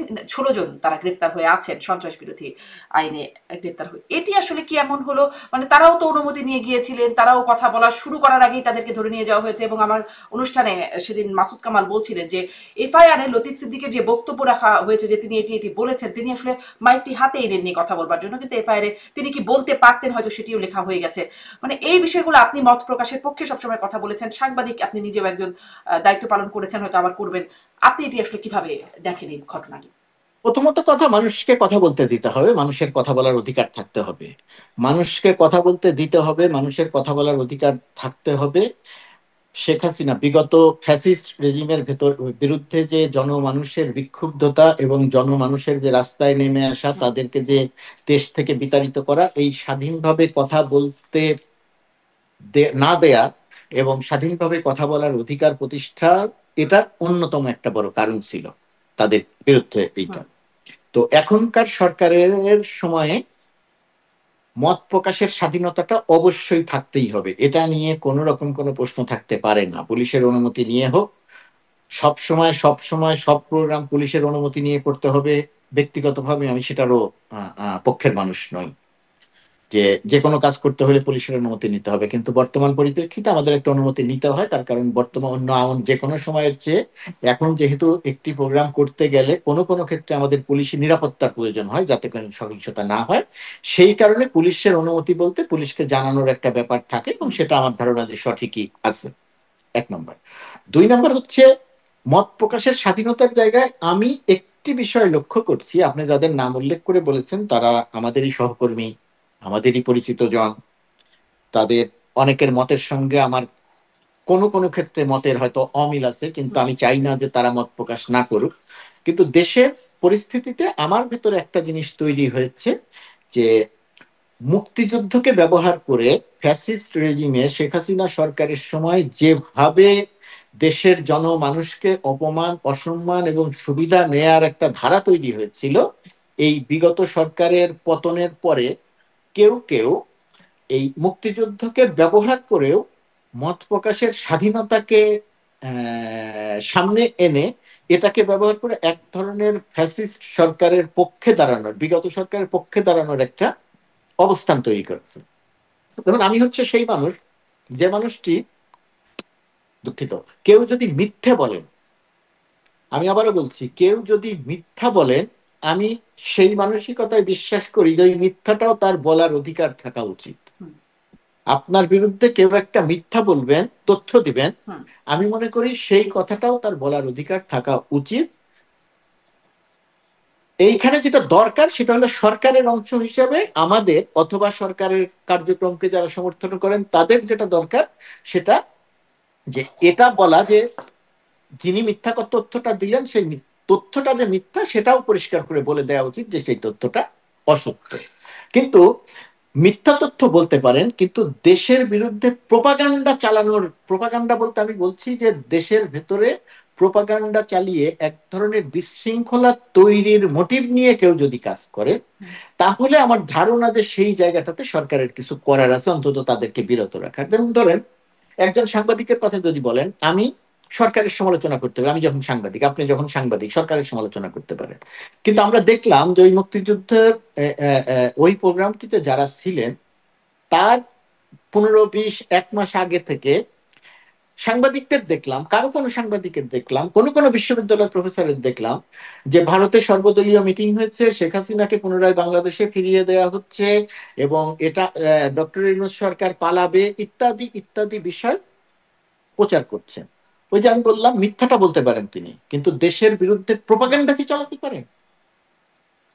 না, এই নিশ্চয়ই না, সরকার পালানোর পর নিশ্চয়ই না। কিন্তু থেকে আমি এটা কি যদি চালাতে এই পারেন? ঘটনার কথা বলি, তারা আসলে ওখানে কি এমন প্রপাগান্ডা চালালেন? তারা যেমন লতিফ সিদ্দিকী মাইক হাতেই নেন নাই, যেটি মাসুদ কামাল বলছিলেন আমার না, অনুষ্ঠানে। একটি হচ্ছে মাইক চালান, হাতেই নেন নাই, কিন্তু তিনি কি বলেছেন একটি সেটা লেখা হচ্ছে হয়েছে। একটি হচ্ছে চালান নাই, আরেকটি হচ্ছে চালাতে পারতেন। আমি তো শুরুতে বলেছি যে মত প্রকাশের স্বাধীনতা থাকতে হবে, কিন্তু আপনি যারা এখানে সরকারের ভূমিকা কিভাবে দেখলেন, মানে আইন শৃঙ্খলা বাহিনীর ভূমিকা যদি বলি? না, আইন শৃঙ্খলার ভূমিকা আমি সেটা বলছি যে সরকারের ভূমিকা, কেউ যদি কথা বলতে চান তাহলে তাকে কথা বলতে দিতে হবে, সেটা মঞ্চ ৭১ হোক আর যেই হোক।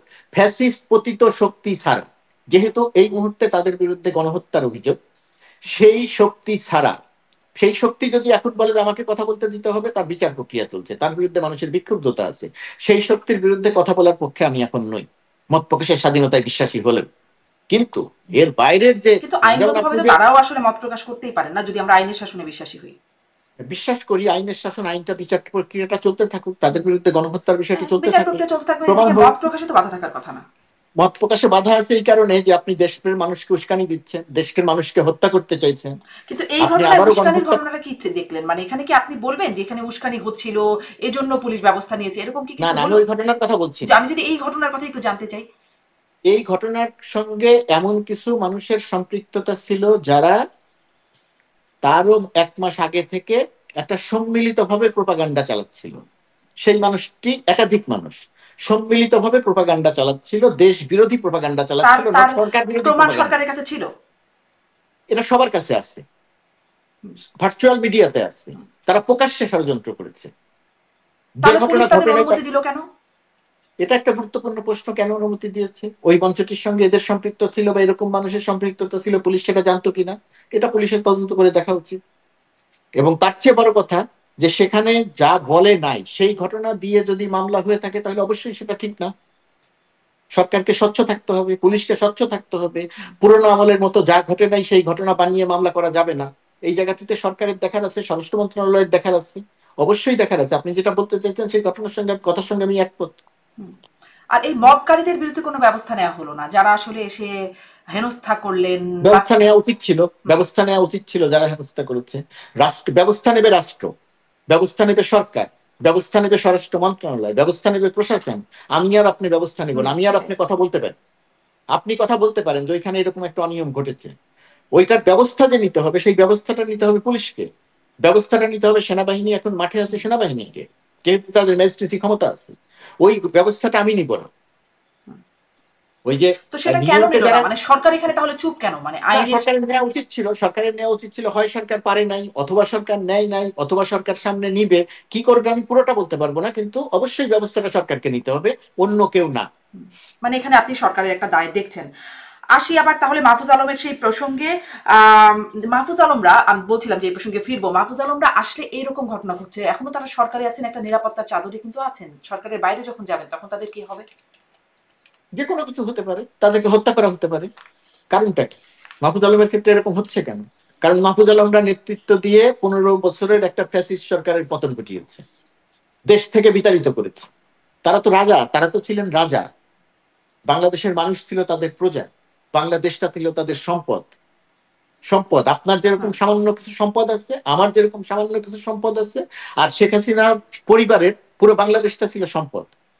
তো সেই সম্পদ থেকে তাদেরকে যেহেতু বিতাড়িত করা হয়েছে, মাহফুজ আলমরা বিতাড়িত করেছে, সঙ্গে আরো অনেকে ছিলেন, সেই কারণে মাহফুজ আলমরা শত্রু, সেই কারণে মাহফুজ আলমদেরকে তারা হত্যা করতে চায়। সেই কারণে মাহফুজ আলমদের পক্ষের যারা আছে তারা এই ফ্যাসিজমের কথা বলে যারা রাস্তায় নামে তাদের বিরুদ্ধে ব্যবস্থা নেওয়ার দাবি তোলে, কোনো কোনো ক্ষেত্রে তারা নিজেরা ব্যবস্থা নেয়। এরকম এই ঘটনাটা তো বাংলাদেশে ঘটছে। মাহফুজ আলমদের, নাহিদ ইসলাম যে কথাটা বলেছেন যে মৌন সম্মতি তৈরি হয়েছে, মাহফুজ আলমদের তো সুযোগ পেলেই এরা হত্যা করবে, সেটা দেশের হোক দেশের বাইরে হোক।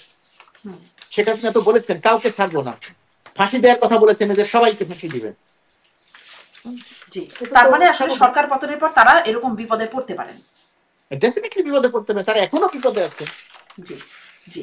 আমি আর একটু আরো কিছু প্রসঙ্গে এবং যাই। এবং আমি বলি যে যেহেতু সরকার পরিবর্তনের পরে এরা বিপদে পড়তে পারে, এখন বাংলাদেশ যে প্রক্রিয়ায় চলছে, যে প্রক্রিয়ায় নির্বাচন হবে এবং যে সরকার ক্ষমতায় আসবেন নির্বাচনের মধ্য দিয়ে, সে যে সরকারই হোক, সেই সরকারের অন্যতম প্রধান দায়িত্ব হওয়া উচিত 5 আগস্টের, জুলাই আগস্ট গণঅভ্যুত্থানের যে শক্তি, যারা প্রকাশ্যে সামনে থেকে নেতৃত্ব দিয়ে ফ্যাসিস্ট রেজিমের পতন ঘটিয়েছে, তাদের নিরাপত্তা নিশ্চিত করা। এটা একটা দায়িত্ব। সরকারই শুধু নিরাপত্তা নিশ্চিত করবে না, কিন্তু সরকারের পক্ষ থেকে যেটা করা দরকার সেটা যেন সরকার দেশে এবং দেশের বাইরে সব জায়গাতেই এটা করে, এটা তাদের অন্যতম দায়িত্ব হওয়া উচিত এবং প্রকাশ্যে তাদের এটা বলা উচিত। জি জি, নিরাপত্তা নিশ্চিত করা। কিন্তু সরকার বা মানে যাদের দায়িত্ব থাকা উচিত তারা তারেক রহমানের নিরাপত্তাও নিশ্চিত করতে পারছেন না। কারণ তাদের, তিনি কেন ফিরছেন না জিজ্ঞাসা করলে বিএনপির পক্ষ থেকে অনেকেই বিভিন্ন সময় আমার প্ল্যাটফর্মেই বলেছেন যে তিনি আসলে নিরাপদ নন, তাকে হত্যা করার চেষ্টা করা হতে পারে। এইটা কেন পারে না সরকার? প্রথমত কথা, বিএনপির পক্ষ থেকে কারা বলেছেন আমি তাদেরকে জানি না, প্রথমত কথা। মানে আপনি কি এটা দ্বিতীয়ত শোনেননি যে কথা, আসলে এটা কি আপনি শুনেছেন যে বিএনপি বলছে যে, বা বিএনপি নেতাকর্মীরা কেউ বলছে যে দেশের নিরাপত্তা সংকট, তারেক রহমান কেন ফিরছেন না? যারা এই প্রশ্নের বলছেন উত্তর কি যারা আপনি দেখেছেন বলছেন কখনো? যারা যারা বিএনপির পক্ষ থেকে যারা বলছেন তাদের বক্তব্য আমার কাছে গ্রহণযোগ্য না। আমি মনে করি না যে তারা সঠিক বলছেন, আমি মনে করি না যে তারা জেনে বলছেন। হুম। দেশের নিরাপত্তা ব্যবস্থায় কোনো ঘাটতি নাই। তারেক রহমানের দেশের নিরাপত্তা ব্যবস্থায় কোনো ঘাটতি নাই। তারেক রহমান একটি বড় রাজনৈতিক দলের বা আওয়ামী লীগের অবর্তমানে বাংলাদেশের সবচেয়ে বড় রাজনৈতিক দলের প্রধান। তো সেই প্রধান ব্যক্তি দেশে ফিরবেন, কখন ফিরবেন, কিভাবে ফিরবেন, সেটা একান্তভাবেই তার এবং তার দলের বিষয়। সরকারের যতটুকু করার, হুম। যা কিছু করার, প্রথমত কথা সরকার সেটা করার জন্য প্রস্তুত আছে, দ্বিতীয়ত কথা সরকারের সেটা করার সক্ষমতা আছে। নিরাপত্তার কারণে তিনি ফিরছেন না, এই কথাটা আমার কাছে গ্রহণযোগ্য নয়। আপনার ফেরা কাছে না কি কোনো ফেরা একটা, ব্যাখ্যা আছে? যদিও এটা আমি এখন প্রসঙ্গে আনতে চাই না, ছোট্ট করে কেন তিনি ফিরছেন না, কোনো ব্যাখ্যা আছে? সেটা তার রাজনৈতিক কৌশলের অংশ হতে পারে, সেটা তারেক রহমান বলতে, এই প্রশ্নের উত্তর একমাত্র বলতে পারবেন তারেক রহমান। এটা, এই জি, প্রশ্নের উত্তর একদমই মির্জা তাই। ফখরুল ইসলাম আলমগীরও বলতে পারবেন না। একদমই তাই হয়তো, কারণ আমি আপনার যদি বিভিন্ন সুযোগ সময়। হয়, আপনার যদি সুযোগ হয়, কোনো সাংবাদিকের যদি সুযোগ হয়, সরাসরি তারেক রহমানের কাছে প্রশ্নটা করার যে আপনি এখনো, দেশের মানুষের প্রত্যাশা যে তিনি ফিরবেন, এখনো ফিরছেন না। দেশের মানুষ প্রতিদিনই মনে করছেন যে তিনি হয়তো আগামী মাসে ফিরবেন, তিনি হয়তো অমুক সময় ফিরবেন, ফিরছেন না। এই যে মানুষের প্রত্যাশা, এই প্রত্যাশার জায়গাটার কারণে তারেক রহমানের নিশ্চয়ই ব্যাখ্যা আছে এবং তিনি যখন ফিরবেন তখন হয়তো ব্যাখ্যা দিবেন, এখনো ব্যাখ্যা দিতে পারেন, অথবা তিনি কোনো ব্যাখ্যাই দিবেন না, একদিন ফিরে জি, আসবেন। কোনো ব্যাখ্যাই দেন না এবং আমরা জানতে পারি যে তার নিরাপত্তার সংকট আছে। আমার কাছে সেটা তার মনে হয় দলের নেতারা তা আসলে তাকে নিরাপত্তার সেই সংকটে ফেলতে চান না বলেই এটি এটি আসলে এটা দলীয় তার অবস্থানও দলের বটে। নেতা কর্মীরা কতটা কে জানেন সেটা নিয়ে আমার যথেষ্ট প্রশ্ন জি, আছে। আমি আমাদের অনুষ্ঠানে বলেন যে তারা, এটি তাদের দলীয় অবস্থানও বটে যে তিনি নিরাপদে থাকুক, তিনি এখন সবেধন নীলমণি এরকম শব্দ ব্যবহার করা হয়। আমি এবারে একটু এই মানে আসি যে আমাদের সম্প্রতি আমাদের দেশে মার্কিন সেনা মহড়া হয়ে গেল একটা, সেটা নিয়ে অনেক কথা উঠেছে, সেই প্রসঙ্গে আসবো। ছোট ছোট করে আসবো কারণ আমরা অনেক সময় ধরে কথা বলছি, আপনারা নিশ্চয়ই বিভিন্ন কাজ আছে, একটু সংক্ষেপে কয়েকটা বিষয় জানবো, এটা নিয়ে কথা বলবো। তার আগে একটু এটা নিয়ে কথা বলতে চাই যে সম্প্রতি আমাদের গণমাধ্যমে দেখলাম যে মার্কিন গোয়েন্দা সংস্থা সিআইএ এর এজেন্ট দাবি করা এনায়েত করিম চৌধুরী ওরফে মাসুদ করিমকে গ্রেপ্তার করা হয়েছে, গ্রেপ্তার করেছে পুলিশ। এবং সেখানে পুলিশের বরাতে বলা হচ্ছে, মানে প্রথম আলোর খবর পড়ছে, একজন পুলিশ কর্মকর্তা প্রথম আলোকে বলেছেন, প্রাথমিক জিজ্ঞাসাবাদে এনায়েত করিম বলেছেন বর্তমান সরকার পরিবর্তন করে নতুন জাতীয় সরকার গঠনে কাজ করতে তিনি বাংলাদেশে এসেছেন। তার দাবি তিনি বিশেষ একটি দেশের গোয়েন্দা সংস্থার এজেন্ট, বাংলাদেশের অন্তর্বর্তীকালীন সরকার খুব নাজুক অবস্থায় আছে, সেনাবাহিনীর সঙ্গে ওই সরকারের দূরত্ব তৈরি হয়েছে, এই সুযোগে বর্তমান সরকারকে পরিবর্তন করতে বাংলাদেশে এসেছেন তিনি। সরকারি উচ্চ ও নীতি নির্ধারক পর্যায়ের একাধিক কর্মকর্তাদের সঙ্গে বৈঠক করেছেন বলে জানিয়েছেন তিনি। এছাড়াও বিভিন্ন রাজনৈতিক দলের প্রভাবশালী নেতা ও ব্যবসায়ীদের সঙ্গে গোপন বৈঠক হয়েছে। এই সিআইএ এর এজেন্টের বাংলাদেশে আসা কোনো খবর আপনারা জানেন? মার্কিন দূতাবাস প্রথমত মিডিয়া। কথা সিআইএ এর এজেন্ট বলতে কিছু নাই, প্রথমত কথা। দ্বিতীয়ত কথা, আপনি যার কথা বলছেন তিনি সিআইএ এর এজেন্ট তো দূরের কথা, ওইটার কাছাকাছিও তার কোনো অবস্থান নাই। এইটা একটা টাউট বাটপারি কেন্দ্রিক ঘটনা। এই ঘটনাটিকে এত বড় করে দেখার কোনো কারণ নাই। আমাদের দেশের আইন শৃঙ্খলা রক্ষাকারী বাহিনী এবং বাহিনীর ভেতরের কিছু সদস্য আছেন, তাদের নির্বুদ্ধিতার কারণে তারা অনেক সময় অনেক রকমের কাজ করে থাকেন। আমার ঘটনা এরকম একটা ঘটনাই ঘটেছে। এনায়েত করিমের ঘটনাটাকে এত বড় করে দেখার বা দেখানোর এর আগে কোনো বিএনপি কারণ বা আমলেও কোনো তাকে, সুযোগ তিনি নেই। কিন্তু একবার গ্রেপ্তার হয়েছিলেন এইরকমই একটা বিষয়, সরকার বিরোধী। এই এই ওনার পুরো বিষয়টিকে সামান্যতম কোনো গুরুত্ব দেওয়ার কোনো ব্যাপার নেই। আচ্ছা। সিআইএ এই প্রক্রিয়াতে কাজ করে না। সিআইএ এরকম মানুষকে এজেন্ট বানায় না। সিআইএ যাকে এজেন্ট বানাবে সেটাকে আপনি আমি কেউ চিনবো না। ওই দেশে গিয়ে মিটিং করে সরকার পতন ঘটাবে, এগুলো খুবই হাস্যকর ব্যাপার। তাহলে এত হাস্য আমাদের আমাদের রাজনীতির এত হাস্যকর হাস্যকর ব্যাপার আছে, এগুলো দেখলে আমার মাঝে মাঝে নিজের খুব হাসি পায় এবং দুঃখ লাগে যে আমরা কত ছোট কত গৌণ বিষয়কে কত গুরুত্ব দিয়ে তাহলে উপস্থাপন এটি করি। গুরুত্বপূর্ণ ভাবার কোনো কারণ নেই বলে মোটেই আপনি মনে গুরুত্বপূর্ণ করছেন? না, এটা একেবারে একেবারেই তুচ্ছ জি, ঘটনা। আরো যে এটা বিষয়গুলো টাউট গুরুত্ব বাটপারি পাচ্ছে, কেন্দ্রিক ঘটনা। এবার তাহলে সেদিকে একটু আগায় যাই। যে এই যে বলছিলাম যে মার্কিন সেনা মহড়া, অপারেশন প্যাসিফিক এঞ্জেল যৌথ মহড়া পরিচালিত হলো, সেখানে সুপার হারকিউলিস বিমানে করে বাংলাদেশে গেলেন, চট্টগ্রামে নামলেন মার্কিন সেনারা। সেটি নিয়ে অনেক আসলে গুজব গুঞ্জন হয়েছে, আলোচনা সমালোচনা প্রশ্ন উঠেছে, যেগুলোর উত্তর সবখানে নাই, গণমাধ্যমও স্পষ্ট করতে পারেনি অনেক কিছু। আপনার কাছ থেকে আসলে জানতে চাইবো, এখানে কি কোনো অস্বাভাবিক কিছু আদৌ ছিল কিনা? যেমন ধরেন তারা ইমিগ্রেশন ছাড়াই দেশে ঢুকেছেন, বাংলাদেশে ঢুকেছেন, তারা চেক ইন ছাড়াই হোটেল রেডিসনে ছিলেন, এরকম কথা আসছে। এবং বাসদ সিপিবি তারা এই ঘটনায় সার্বভৌমত্বের লঙ্ঘন বলে প্রতিবাদ বিক্ষোভও করেছেন, কিন্তু এরকম কিছু, মানে এটা কি আপনি কিভাবে ব্যাখ্যা করেন? বাসদ সিপিবি এরা একটা দেউলিয়া সংগঠনে পরিণত হয়েছে, এদের আর কোনো গ্রহণযোগ্যতা নেই, সুতরাং তারা এই ধরনের কথা কেন বলেন আমি এটা বুঝতে পারি না। সুতরাং তাদের নিয়ে আমি আলোচনাই করতে চাই না। আমি যদিও এই দলটিকে চাই যে তারা সাকসেস হন, কিন্তু সাকসেস হুম, হওয়ার কোনো কারণ নেই, কারণ এরা জনমানুষ বিচ্ছিন্ন প্রথমত। দ্বিতীয়ত কথা, আপনি যে সমস্ত অভিযোগের কথা বললেন যে তারা মার্কিন যুক্তরাষ্ট্রের পরিবহন বিমানে, যুদ্ধ বিমানে করে বাংলাদেশে গেছেন, হোটেল রেডিসনে উঠেছেন, সেটা নিয়ম কানুন মেনে রেজিস্ট্রি করে ওঠেন নাই, ইমিগ্রেশন ছাড়া গেছেন, এই ঘটনাগুলো আমরা আসলে জেনেছি কিভাবে? যেটা বাংলাদেশের জন্য এই জিনিসটা খুব হুম, গুরুত্বপূর্ণ, আমার আপনার খুব গুরুত্বপূর্ণ। তার আমি এই ঘটনাগুলো আমরা জেনেছি কিভাবে? আমরা জেনেছি এটা সোশ্যাল মিডিয়া থেকে। আর বাংলাদেশে সোশ্যাল মিডিয়া বলতে মূলত ফেসবুক। তো ফেসবুক থেকে আমরা জেনেছি, ফেসবুক থেকে কিছু কিছু মানুষ পোস্ট করেছেন, কিছু কিছু মানুষ এই কনফিউশনটা তৈরি করেছেন। আমরা এটাই জানতাম সাংবাদিকের, একজন সাংবাদিক, ক্ষুদ্র সাংবাদিক হিসেবে, যে যে সমস্ত জায়গাতে বিভ্রান্তি তৈরি হয়, সোশ্যাল মিডিয়া যদি কোনো বিভ্রান্তি তৈরি করে, অথবা ব্যক্তিগত অথবা গল্প আড্ডায় যদি কোনো বিভ্রান্তি তৈরি হয়, গণমাধ্যমের দায়িত্ব সেই বিভ্রান্তিটা দূর করা। বিস্ময়কর ব্যাপার যে বর্তমানে বাংলাদেশের গণমাধ্যম, বিশেষ করে আমি একসময় নিয়মিত টকশোতে অংশ নিতাম, আপনি এই প্রোগ্রামের বাইরেও বাংলাদেশের প্রথম সারির টেলিভিশনগুলোতে নিয়মিত টকশো উপস্থাপন করেছেন, আপনার সঙ্গেও বহু অনুষ্ঠান আমরা একসঙ্গে করেছি।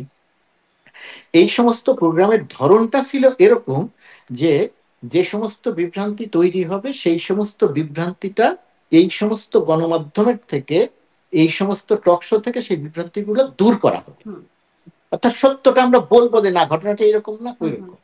কিন্তু বিস্ময়কর ভাবে হলে সত্যি, আপনি একটু মিলিয়ে দেখেন, আমার অভিযোগটা এমন না যে আমি এখন টকশো করছি না দেখে আমি সেই জায়গাতে কথা বলছি।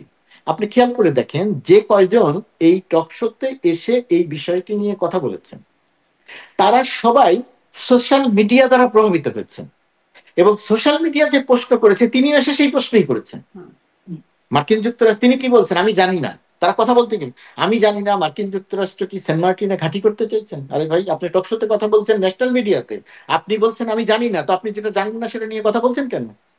আমি জানি না, তিনি বলছেন আমি জানি না তারা রেডিসন ব্লুতে রেজিস্ট্রেশন ছাড়া ঢুকেছেন কিনা। তা আপনি জানেন না কেন এটা জানতে পারেন? আপনি এখন যুক্তরাষ্ট্রে বসবাস করছেন, আপনিও একটা টেলিফোন করে জেনে নিতে পারেন। আর তারা ঢাকা শহরে থেকে মানে তো থেকে তাহলে কোনো মূলধারার গণমাধ্যমে, ধরুন টকশো বক্তাদের কথা বাদ দিলাম, মূলধারার গণমাধ্যমে কেন এটা দেখানো হলো না যে হ্যাঁ তারা চেকিং করেছেন, এই যে তার ডকুমেন্ট আছে? না, দেখানো দেখানো হলো না মানে কি, দেখেন এই যে মার্কিন যুক্তরাষ্ট্রের সঙ্গে বাংলাদেশের একটা দ্বিপাক্ষিক এই ট্রেনিং মহড়া, এটা বহু বছর ধরে হুম, চলছে, এটা সব সরকারের সময়ই চলে। হুম, এই মুহূর্তে যুক্তরাষ্ট্রে বাংলাদেশের প্রায় শতাধিক, এই মুহূর্তে আমি আর আপনি যখন কথা বলছি, প্রায় শতাধিক সেনাবাহিনী, বিমান বাহিনী, নৌবাহিনীর শতাধিক কর্মকর্তা আছেন, নানা কর্মসূচিতে নানা ট্রেনিং এ তারা ট্রেনিং হুম, নিচ্ছেন। এটা কিন্তু আমরা জানি না কোথায় আছেন, কি ট্রেনিং নিচ্ছেন। একই রকম ভাবে বাংলাদেশেও তাদের যাতায়াত আছে, সব ঘটনা আমরা জানি না। সেনাবাহিনীর সঙ্গে, নৌবাহিনীর সঙ্গে, বিমান বাহিনীর সঙ্গে যেটা চলে, যেহেতু এটা একটি বড় মহড়া, সেই কারণে এটা নিয়েই বিভ্রান্তিটা তৈরি হয়েছে। আমার এইখানে বক্তব্য হচ্ছে, আমি যেটা কথাটা বলছিলাম শেষ করি, যে এই টকশো আলারা কয়েকজন বক্তা যিনি সে বিষয়টা জানেন না, সেই বিষয়গুলো নিয়ে বিভ্রান্তি তৈরি করেছেন, এবং তাদের কাছে এই ব্যাখ্যাটা থাকা দরকার ছিল যে সেন্ট মার্টিন দ্বীপটি ঘাঁটি করার উপযুক্ত না। এই ব্যাখ্যাটা থাকা দরকার ছিল। তাদের এটা জেনে নেওয়া দরকার ছিল যে রেডিসন ব্লুতে কেউ রেজিস্ট্রেশন ছাড়া ঢোকে নাই। তাদের এটা জেনে নেওয়া দরকার ছিল যে কেউ ইমিগ্রেশন ছাড়া আসে নাই। তাদের এটা জেনে নেওয়া দরকার ছিল যে ভিসা পাসপোর্ট ছাড়া মার্কিন যুক্তরাষ্ট্রের একজন নাগরিকও যায় নাই। এক নয়, এটা জানা তাদের দরকার ছিল। আর সরকারের জায়গা থেকে, বিশেষ করে আইএসপিআর এর জায়গা থেকে যেটা দরকার ছিল, তারা বিবৃতিটা দিয়েছেন, একটি বিজ্ঞপ্তি দিয়েছেন এই বিভ্রান্তিগুলো তৈরি করার পরে। তো যেহেতু এটা প্রায় 92 জন সদস্য গেছেন, 3-4টি উড়োজাহাজ, যুদ্ধ বিমান গেছে, পরিবহন বিমান গেছে, তাদের এটা উপলব্ধিতে আসলে ভালো হতো যে এই ব্যাখ্যাটা আমরা আরো আগেই দিয়ে দিতে পারি। মানে অনেক বিভ্রান্তি তৈরি হওয়ার পরে যে তারা বিভ্রান্তি তৈরি করা হচ্ছে, মানে বিভ্রান্তি তৈরি করার তো কিছু কিছু গ্রাউন্ড আছে, মানে যদি মানুষ ধীরে ধীরে কিছু চার মেলাতে যায়, গুজব গুঞ্জন হতে পারে, কিন্তু কিছু তো সুযোগ আছে। যেমন ধরুন সাবেক প্রধানমন্ত্রী তিনি বলতেন যে তিনি যদি মার্কিনীদের এই সুযোগটি দিতেন দেশে ঘাঁটি তৈরি করতে, তিনি যদি মানে এই কাজগুলো করতে দিতেন, এখানে একটা বেস করতে দিতেন, তাহলে তিনি ক্ষমতায় থাকতে পারতেন। ওদিকে একটা খ্রিস্টান রাষ্ট্র হবার প্রক্রিয়া চলছে, এরকম নানান বক্তব্য কিন্তু সেন্ট মার্টিন যদি দিয়ে দিতেন তাহলে তিনি ক্ষমতায় থাকতে পারতেন, এই কথাগুলো বলতেন। এবং এই সরকার আসার পরে দেখা যাচ্ছে মানুষজন সেন্ট মার্টিনে যেতে পারছে না পরিবেশগত কারণের কথা বলে, সেখানে আসলে এখন ভ্রমণ নিষেধাজ্ঞা আছে। এটি আমরা দেখছি একটা করিডোরের কথা হঠাৎ করে উঠলো, সেটিও একরকম গোপনে, কারণ নিজেদের মধ্যে অনেক আলোচনার মধ্যে সাংঘর্ষিক আলোচনা আসলো। প্রথমে পররাষ্ট্র উপদেষ্টা বললেন নীতিগত সিদ্ধান্ত হয়ে গেছে যে দেয়া হবে, কিছু শর্ত নিয়ে আলোচনা চলছে, সেই শর্তগুলো এখন তিনি প্রকাশ করতে চান না, তখনকার কথা বলছি, সেটি আমরা ভিডিওতে দেখেছিলাম। তারপরে আসলে নিরাপত্তা উপদেষ্টা এক কথা বললেন, প্রেস সচিব এক কথা বলেছেন, মানে অনেক সাংঘর্ষিক বক্তব্য তাদের মধ্যে আসছেন। তো তাহলে কিছু বিভ্রান্তিকর জায়গা তো তৈরি হওয়ার অবকাশ আছে নাকি? সরকারের বক্তব্য, আপনি যে কথাগুলো বলছেন, সরকারের যে কোনো বক্তব্য, যে কোনো অবস্থান একটি জায়গা থেকে যদি পরিষ্কার করে আসে তাহলে ভালো হয়, এবং সেটাই আসা উচিত, একটা সিস্টেমেটিক ওয়েতে আসা উচিত। এই যে আপনি যে অনেকগুলো কথা বললেন, এই অনেকগুলো কথা একটি জায়গা থেকে, একটি সরকার সেই জায়গা থেকে যদি অনেকগুলো কথা আসে তাহলে বিভ্রান্তি হওয়াটা খুব স্বাভাবিক। এবং এই ক্ষেত্রে আপনি যেটা বললেন, হ্যাঁ, বিভ্রান্তিটা তৈরি হয়েছে, অস্বীকার করার কোনো পথ নাই। আর বাস্তবতা হচ্ছে একই সঙ্গে আসলে অনেকগুলো ঘটনা ঘটছে। যেমন 1 বছর আগের বাস্তবতা বা 1 বছর আগের বাস্তবতা এমন ছিল না যে বাংলাদেশের সঙ্গে সীমান্ত ছিল মিয়ানমারের। 1 বছরের মধ্যে বাংলাদেশের সঙ্গে এখন মিয়ানমারের সীমান্ত নাই, সীমান্তটা হয়ে গেছে আরাকান আর্মির। তাদের নিজস্ব সার্বভৌমত্ব সারা সেখানে প্রতিষ্ঠা করেছে। 1 বছর আগে মিয়ানমারের যে সেনাবাহিনী, মিয়ানমারের যে সীমান্ত পুলিশ সীমান্ত পাহারা দিত, এখন সেখানে পাহারা দেয় আরাকান আর্মি। নতুন বাস্তবতা তৈরি হয়েছে, দেশের ভেতরে যাওয়া আসা ইচ্ছে করলেই সবকিছু ঠেকানো যাচ্ছে না। এই ঘটনাগুলো অনেক কিছু ঘটেছে। যেহেতু অনেক কিছু ঘটেছে, রোহিঙ্গা একটা বড় ইস্যু বাংলাদেশের জন্য, আরাকান আর্মি রোহিঙ্গাদের সঙ্গে একটা সাংঘর্ষিক অবস্থানের মধ্যে আছে, অনেক ঘটনা ঘটছে। সেই কারণে আমিও প্রত্যাশা করি, এবং আমি সরকারের নীতি নির্ধারক পর্যায়ে যখন কথা বলার সুযোগ পেয়েছি তখন সেটা কথাটা বলেছি যে বক্তব্যটা একটি জায়গা থেকে আসা দরকার। যদি এরকম কয়েকটি জায়গা থেকে আসে তাহলে এরকম বিভ্রান্তি তৈরি হবে, এটা একটা ব্যাপার। আর সেন্ট মার্টিন দ্বীপকে কেন্দ্র করে আমার ধারণা যে সেন্ট মার্টিন দ্বীপকে কেন্দ্র করে সোশ্যাল মিডিয়াতে যারা জল্পনা কল্পনা ছড়ান, সেই জায়গাতে আমার খুব বেশি কিছু বলার নাই। তার কারণ সোশ্যাল মিডিয়া তো কোনো এডিটেড কোনো গেটকিপার নাই, যে কেউ যে কোনো কথা লিখতে পারে। কিন্তু গণমাধ্যমের দায়িত্ব, আমি আবারও টকশোর কথা বলছি, টকশোর বলি, টকশো মানে তো টকশো না, টকশো মানে তো মেইন স্ট্রিম টেলিভিশন মিডিয়ার একটা বক্তব্য। তো সেই জায়গাটা সত্যটা প্রচার করা উচিত আমাদের, বা আমি যখন কথা বলবো সত্যটা। সেন্ট মার্টিন দ্বীপটা নিয়ে ইতিপূর্বে বহু লেখা হয়েছে যেটা ঘাঁটি তৈরির উপযোগী না। বহুবার বলা হয়েছে যে এই দ্বীপটা কখনোই কোনো মার্কিন যুক্তরাষ্ট্র কখনোই এটা চায় নাই যে ঘাঁটি করব, বাংলাদেশও দিতে চায়নি, তারা যেন বহুবার বলা হয়েছে। এখন আমি টকশোতে এসে যদি বলে আমি জানি না সেখানে কি ঘাঁটি হচ্ছে, এটা তো বিভ্রান্তিকর কথা। তাহলে মানে কিন্তু প্রশ্নটা তো ওখানে যে সরকারই যখন সত্যটা সঠিকভাবে বলছে না বা যথেষ্টভাবে বলছে না, বা সরকারের মধ্যে থেকেই যখন বিভ্রান্ত হচ্ছে, তখন তো মানুষের বিভ্রান্তি তৈরি করা ইচ্ছাকৃতও হতে পারে। সরকারের ভেতর থেকে সত্যটা বলছে না সেটা সত্য নয়। সেন্ট মার্টিন নিয়ে সত্যটা বলা হয়েছে, করিডোর নিয়ে প্রথমে শুনলাম বললাম যে এক জায়গা থেকে আসা দরকার। তারপরে ধরেন নন ডিসক্লোজার এগ্রিমেন্ট হলো, সেখানেও আসলে আমরা জানি না যে কি কি বিষয়ে এগ্রিমেন্ট হয়ে গেল। এই সরকারের সেই নন ডিসক্লোজার এগ্রিমেন্ট করবার এখতিয়ার কতটা আছে, মানে রাজনৈতিক দলগুলো তারাও কতটা, তারাও তাদেরকেও জিজ্ঞাসা করে দেখি, তারাও খুব জানেন না বিষয়টা। তখন তো আসলে কিছু বিভ্রান্তি হতেই পারে যে আসলে সরকার এটার কারণে এটা করছে কিনা, ওটা থেকে ওটা হচ্ছে কিনা। নন ডিসক্লোজার চুক্তির কোন চুক্তির কথা বলছেন আপনি? সম্প্রতি নন ডিসক্লোজার চুক্তি হলো না বাংলাদেশের সাথে ট্যারিফের নিয়ে নেগোসিয়েশনের সময়। একটা চুক্তি হয়েছে নন ডিসক্লোজার। এটার ব্যাখ্যা বাণিজ্য মন্ত্রী সরকারের বলেছে, পক্ষ বাণিজ্য থেকে, উপদেষ্টা। এটার ব্যাখ্যা সরকারের পক্ষ থেকে খুব পরিষ্কার করে দেয়া হয়েছে। হুম।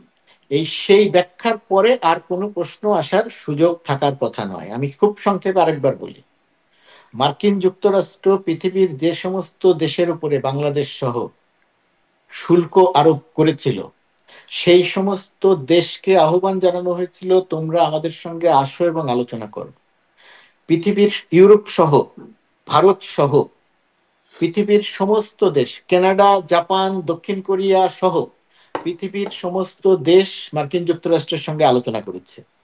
সমস্ত দেশকে আলোচনা করার আগে একটি চুক্তিতে স্বাক্ষর করতে হয়েছে।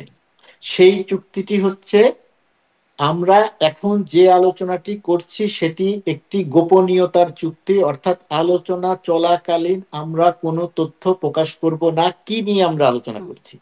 কারণ একই সঙ্গে 40-45টি দেশের সঙ্গে আলোচনা করছিল যে একটি দেশ যাতে আর একটি দেশের বিষয়ে জানতে না পারে যে কি কথা আলোচনা হচ্ছে। এই চুক্তি যখন এই চুক্তিতে সব দেশ স্বাক্ষর করেছে, বাংলাদেশও স্বাক্ষর করেছে। এখন প্রশ্ন হচ্ছে বাংলাদেশ স্বাক্ষর করলো কেন, এখতিয়ার আছে কিনা। সরকার যখন পরিচালনা করছে, যখন 37% শুল্ক, পরবর্তীতে 35% শুল্ক, সরকার যদি বলতো যে না আমার এখতিয়ার নাই, আমি কোনো চুক্তি স্বাক্ষর করব না, তার মানে হচ্ছে আমি আলোচনায় থাকতে পারতাম না, সরকার আলোচনায় থাকতে পারতো না। কিন্তু সেই সরকার চুক্তিতে যদি, কি কি আছে সেটা আর জানানোর সুযোগ নাই। শেষ করি আমি, সরকার যদি, আমি যদি এখন শেষ না করি আরেকবার বিভ্রান্তি তৈরি হবে। সরকার যদি চুক্তিতে স্বাক্ষর না করে বলতো যে আমার এখতিয়ার নাই, আমি চুক্তি স্বাক্ষর করব না, তাহলে বাংলাদেশের উপরে এই মুহূর্তে শুল্ক থাকতো 35%, বাংলাদেশের প্রতিদ্বন্দ্বী দেশগুলোর উপরে শুল্ক থাকতো 20%, 19%, 18%। বাংলাদেশের রপ্তানি খাত, পোশাক খাত ধসে যেত। একদম যৌক্তিকভাবেই আলোচনা হয়েছে, এটি স্পষ্ট না। এখন আমার সেইটা করা উচিত ছিল কিনা? উচিত ছিল না। সরকারের দায়িত্ব ছিল চুক্তি করা, সরকার চুক্তি করেছে। এখনো পর্যন্ত চুক্তি করেছে, বাংলাদেশের উপরে 20% শুল্ক আরোপ করা হয়েছে, কমিয়ে আনা হয়েছে। এটা বাংলাদেশ প্রতিযোগিতায় অনেক ভালো অবস্থানে আছে। বাংলাদেশ এখনো আলোচনায় আছে আরো কমানো যায় কিনা। আর বাংলাদেশের সঙ্গে এখনো পর্যন্ত যে চুক্তিটির কথা আপনি বলছেন, সেই চুক্তিটি এখনো স্বাক্ষরিত হয় নাই। সেই চুক্তির খুঁটিনাটি বিষয় নিয়ে এখনো কাজ চলছে। বাংলাদেশ সরকারের এখানে খুব পরিষ্কার অবস্থান, চুক্তির খুঁটিনাটি যখন সম্পন্ন হয়ে যাবে তখন বাংলাদেশ সরকার যুক্তরাষ্ট্র সরকারের সঙ্গে আলোচনা করবে। এখানে বাংলাদেশের স্বার্থ বিরোধী কোনো এজেন্ডা নাই, কোনো বিষয় নাই। সেহেতু আমরা এই চুক্তিটা প্রকাশ করতে চাই। সম্মিলিতভাবে এই সিদ্ধান্তটা বাংলাদেশ সরকার নিতে চায়। নিতে চাইলে দুই পক্ষের সম্মতি লাগবে, এবং আমার ধারণা দুই পক্ষের সম্মতি পাওয়া যাবে এবং সেই চুক্তিটি প্রকাশ করা হবে। এখানে গোপনের কোনো বিষয় নাই, সবগুলো ধারণা, কিন্তু আমরা তো স্পষ্ট হতে পারছি না, কারণ শেখ হাসিনার সময়কার অনেক চুক্তি প্রকাশ করা হবে, মানে সেটি দেশবিরোধী চুক্তি হয়েছে বলে আমরা শুনি, কিন্তু এই সরকার বলেছিল প্রকাশ করবে ক্ষমতায় এসে। না, এই সরকারের হাতে না সবকিছু, এই সব দুটি পক্ষের হাতে। এখানে বাংলাদেশের স্বার্থগত কারণে সরকার আমেরিকার চাপে, যুক্তরাষ্ট্রের চাপে আলোচনার টেবিলে যায় নাই। বাংলাদেশের স্বার্থের কারণে সরকার আলোচনার টেবিলে গেছে। বাংলাদেশের স্বার্থ যাতে বিঘ্নিত না হয় সেই কারণে সরকার কাজ করছে। সরকার আগে চুক্তি করবে, চুক্তি করার আগে তো চুক্তি প্রকাশ করা যায় না। চুক্তি করার পরে, চুক্তি করার সময় সরকার বলবে যে আমরা এই চুক্তিটি প্রকাশ করতে চাই। দেখা যাক তখন কি হয়। তার আগে তো চুক্তি প্রকাশ করতে হয়, তারা ম্যান্ডেট পেতে হবে তো চুক্তি। না, চুক্তি হওয়ার আগে চুক্তি প্রকাশ করা যায় না। আলোচনা করতে হবে না দেশের রাজনীতিকদের সাথে। না, আপনি পৃথিবীর একটা নজির দেখান যে এই ধরনের চুক্তি করার আগে প্রকাশিত হয়েছে। আপনি পৃথিবীর কোথাও কোনো নজির দেখাতে পারবেন না। না, প্রকাশ করা হয় বলতে আলোচনা তো করতে হবে, কারণ তারা আসলে কার সঙ্গে আলোচনা করতে হবে, কার সঙ্গে এত রাজনৈতিক দলদের সাথে এত কথা হচ্ছে সব বিষয়, তারা তো বলছে যে এই বিষয়গুলোতে তাদের সাথে আলোচনা কেন করা। এটা এই মুহূর্তে রাজনৈতিক দলের জানার বিষয় নয়।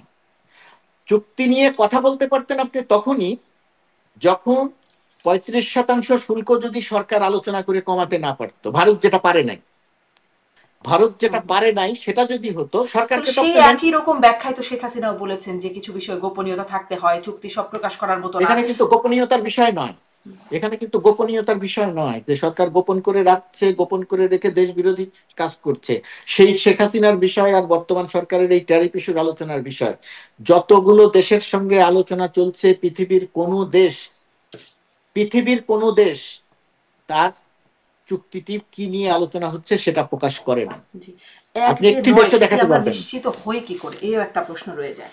যাক, না, আপনি নিশ্চিত বলছেন বই যে কি করে আপনাকে সরকারকে বিশ্বাস করতে, আপনি শেখ হাসিনা সরকারকে বিশ্বাস করতে পারতেন না কারণ সে কি চুক্তি করছে, আর বর্তমান সরকারকে আপনি বিশ্বাস করতে পারতে হবে এই কারণে, হবে বলা ঠিক নয়, বিশ্বাস করা দরকার এই কারণে যে তারা এখন পর্যন্ত যে নেগোসিয়েশন করেছে সেই নেগোসিয়েশনের সক্ষমতার পরিচয় দিয়েছে এবং বাংলাদেশের স্বার্থগত জায়গাতে দৃশ্যমানভাবে অগ্রগতি আছে। জি, এই গণ অভ্যুত্থানের পক্ষে যারা কাজ করেছেন তারাই এইটি নিয়ে অনেক প্রশ্ন করছেন যে দৃশ্যমান যেটি অগ্রগতি হয়েছে তার বাইরে অদৃশ্য অনেক কিছু হয়েছে যেটি আসলে দীর্ঘমেয়াদী আমাদের জন্য ক্ষতিকর হবে, সেটি আমরা জানি না বলেই এই প্রশ্নটির উত্থাপন করা আপনার কাছেও। তারাও জানেন না, এটা তারাও জানেন না, এবং সরকারের পক্ষ থেকে আমি জানি, সরকারের পক্ষ থেকে আমি জানি, দায়িত্ব নিয়ে বলছি, আমি জানি, আমি পুরো আলোচনার প্রক্রিয়ার সঙ্গে ছিলাম, সেখানে কোনো বিষয় নাই যেটা বাংলাদেশের স্বার্থের বিরুদ্ধে যায়। খুঁটিনাটি বিষয় সম্পন্ন হোক, চুক্তি আপনার চুক্তি সম্পন্ন হোক, চুক্তি সম্পন্ন হওয়ার পরে যখন এই বিষয়গুলো জানা যাবে তখন সেখানে দেখা যাবে যে কোনো স্বার্থ সংশ্লিষ্ট বিষয় নাই। আর একটি কথা আমি বলতে চাই, নাগরিকের পক্ষ থেকে শঙ্কা প্রকাশ করা, বহু ইতিহাস আছে এই শঙ্কা প্রকাশ করার, বহু নজির আছে এই শঙ্কা প্রকাশ করার, সুতরাং তাদের এই শঙ্কা প্রকাশকে আমি কোনো ক্ষতিকর হিসেবে দেখি না, এটাও খারাপ স্বাভাবিক বলে হিসেবেও বলছেন। দেখি না। আমার শেষ সময়ে একদম শেষ প্রশ্নটি করতে চাই যে একটা অস্বাভাবিক, মানে আপনি এগুলোর মধ্যে কিছুতেই খুব স্বাভাবিকভাবে ব্যাখ্যা করছেন, এই ঘটনাটাকে, এর মধ্যে একটা অস্বাভাবিক ঘটনা আমরা দেখলাম গত 31শে আগস্ট হোটেল ওয়েস্টিনে মার্কিন স্পেশাল ফোর্সের সিনিয়র কর্তা একজন পরিচয় যেটি পাওয়া যাচ্ছে এয়ারবর্নের কমান্ড ইন্সপেক্টর জেনারেল টেরেস আবভেল, সম্ভবত তার নামটি যদি ভুল উচ্চারণ না করি, তার মৃত্যু হলো এবং তার মরদেহ ময়নাতদন্ত ছাড়াই বাংলাদেশের পুলিশ মার্কিন দূতাবাসের কাছে হস্তান্তর করলো এবং তারপরে দুই পক্ষ থেকে কোনো রকম কোনো কথা বলা হলো না। এটি এইখানে আসলে কেন কি করা হলো, তিনি আসলে কি করছিলেন, দেশে কেন এসেছিলেন, কাদের সাথে বৈঠক করছিলেন এবং কেন ময়নাতদন্ত ছাড়া হস্তান্তর করলো বাংলাদেশ? এই পুরো ব্যাপারটা আমি অত্যন্ত দুঃখিত, আমি সব বিষয়, আমি যে বিষয় জানি না সে বিষয় নিয়ে মন্তব্য করতে চাই না। আমি সত্যি সত্যি বলছি, দায়িত্ব এড়ানোর জন্য বলছি না, মন্তব্য থেকে দূরে থাকার জন্য বলছি না, আমি এই বিষয়টি জানার জন্য যে তথ্য থাকা দরকার আমার কাছে বা যতখানি খোঁজ খবর রাখা দরকার, আমি সাম্প্রতিক সময়ে এই জাতিসংঘ অধিবেশন বা অন্যান্য কারণে ওয়াশিংটন, নিউ ইয়র্ক, অন্যান্য ব্যস্ততার কারণে আমি এই বিষয়টি সেইভাবে অবগত নই। যদি আপনি একান্তই জানতে চান তাহলে আমি পরবর্তী কোনো অনুষ্ঠানে বা কোনো সময়ে আমি খোঁজ খবর নিয়ে জেনে তারপরে মন্তব্য করবো। এখন আমার এটা নিয়ে মন্তব্য করাটা ঠিক হবে না, কারণ আমি আমি জানি আসলে না বিষয়টা। আসলে জানতে চাই কারণ দেশের গণমাধ্যম বা কোথাও এটি নিয়ে কোনো রকম কথাবার্তা হয় না, কারণ পরবর্তীতে আমিও একদিনই জানি না চেপে যে, গেছে বিষয়টি। আমিও পুরো ব্যাপারটি জানি না, জি আমি জানি না অন্য কারণে যে আমি এদিকে নজর দিতে পারি নাই সেই কারণে। জি, নিশ্চয়ই আপনার জানবার সুযোগ হলে আমি আপনার নিশ্চয়ই, কাছে জানতেই চাইবো নিশ্চয়ই, বিষয়টি আসলে কি নিশ্চয়ই। হয়েছে। অনেক ধন্যবাদ জনাব গোলাম মুর্তজা, আপনি অনেকটা সময় আমাকে দিয়েছেন।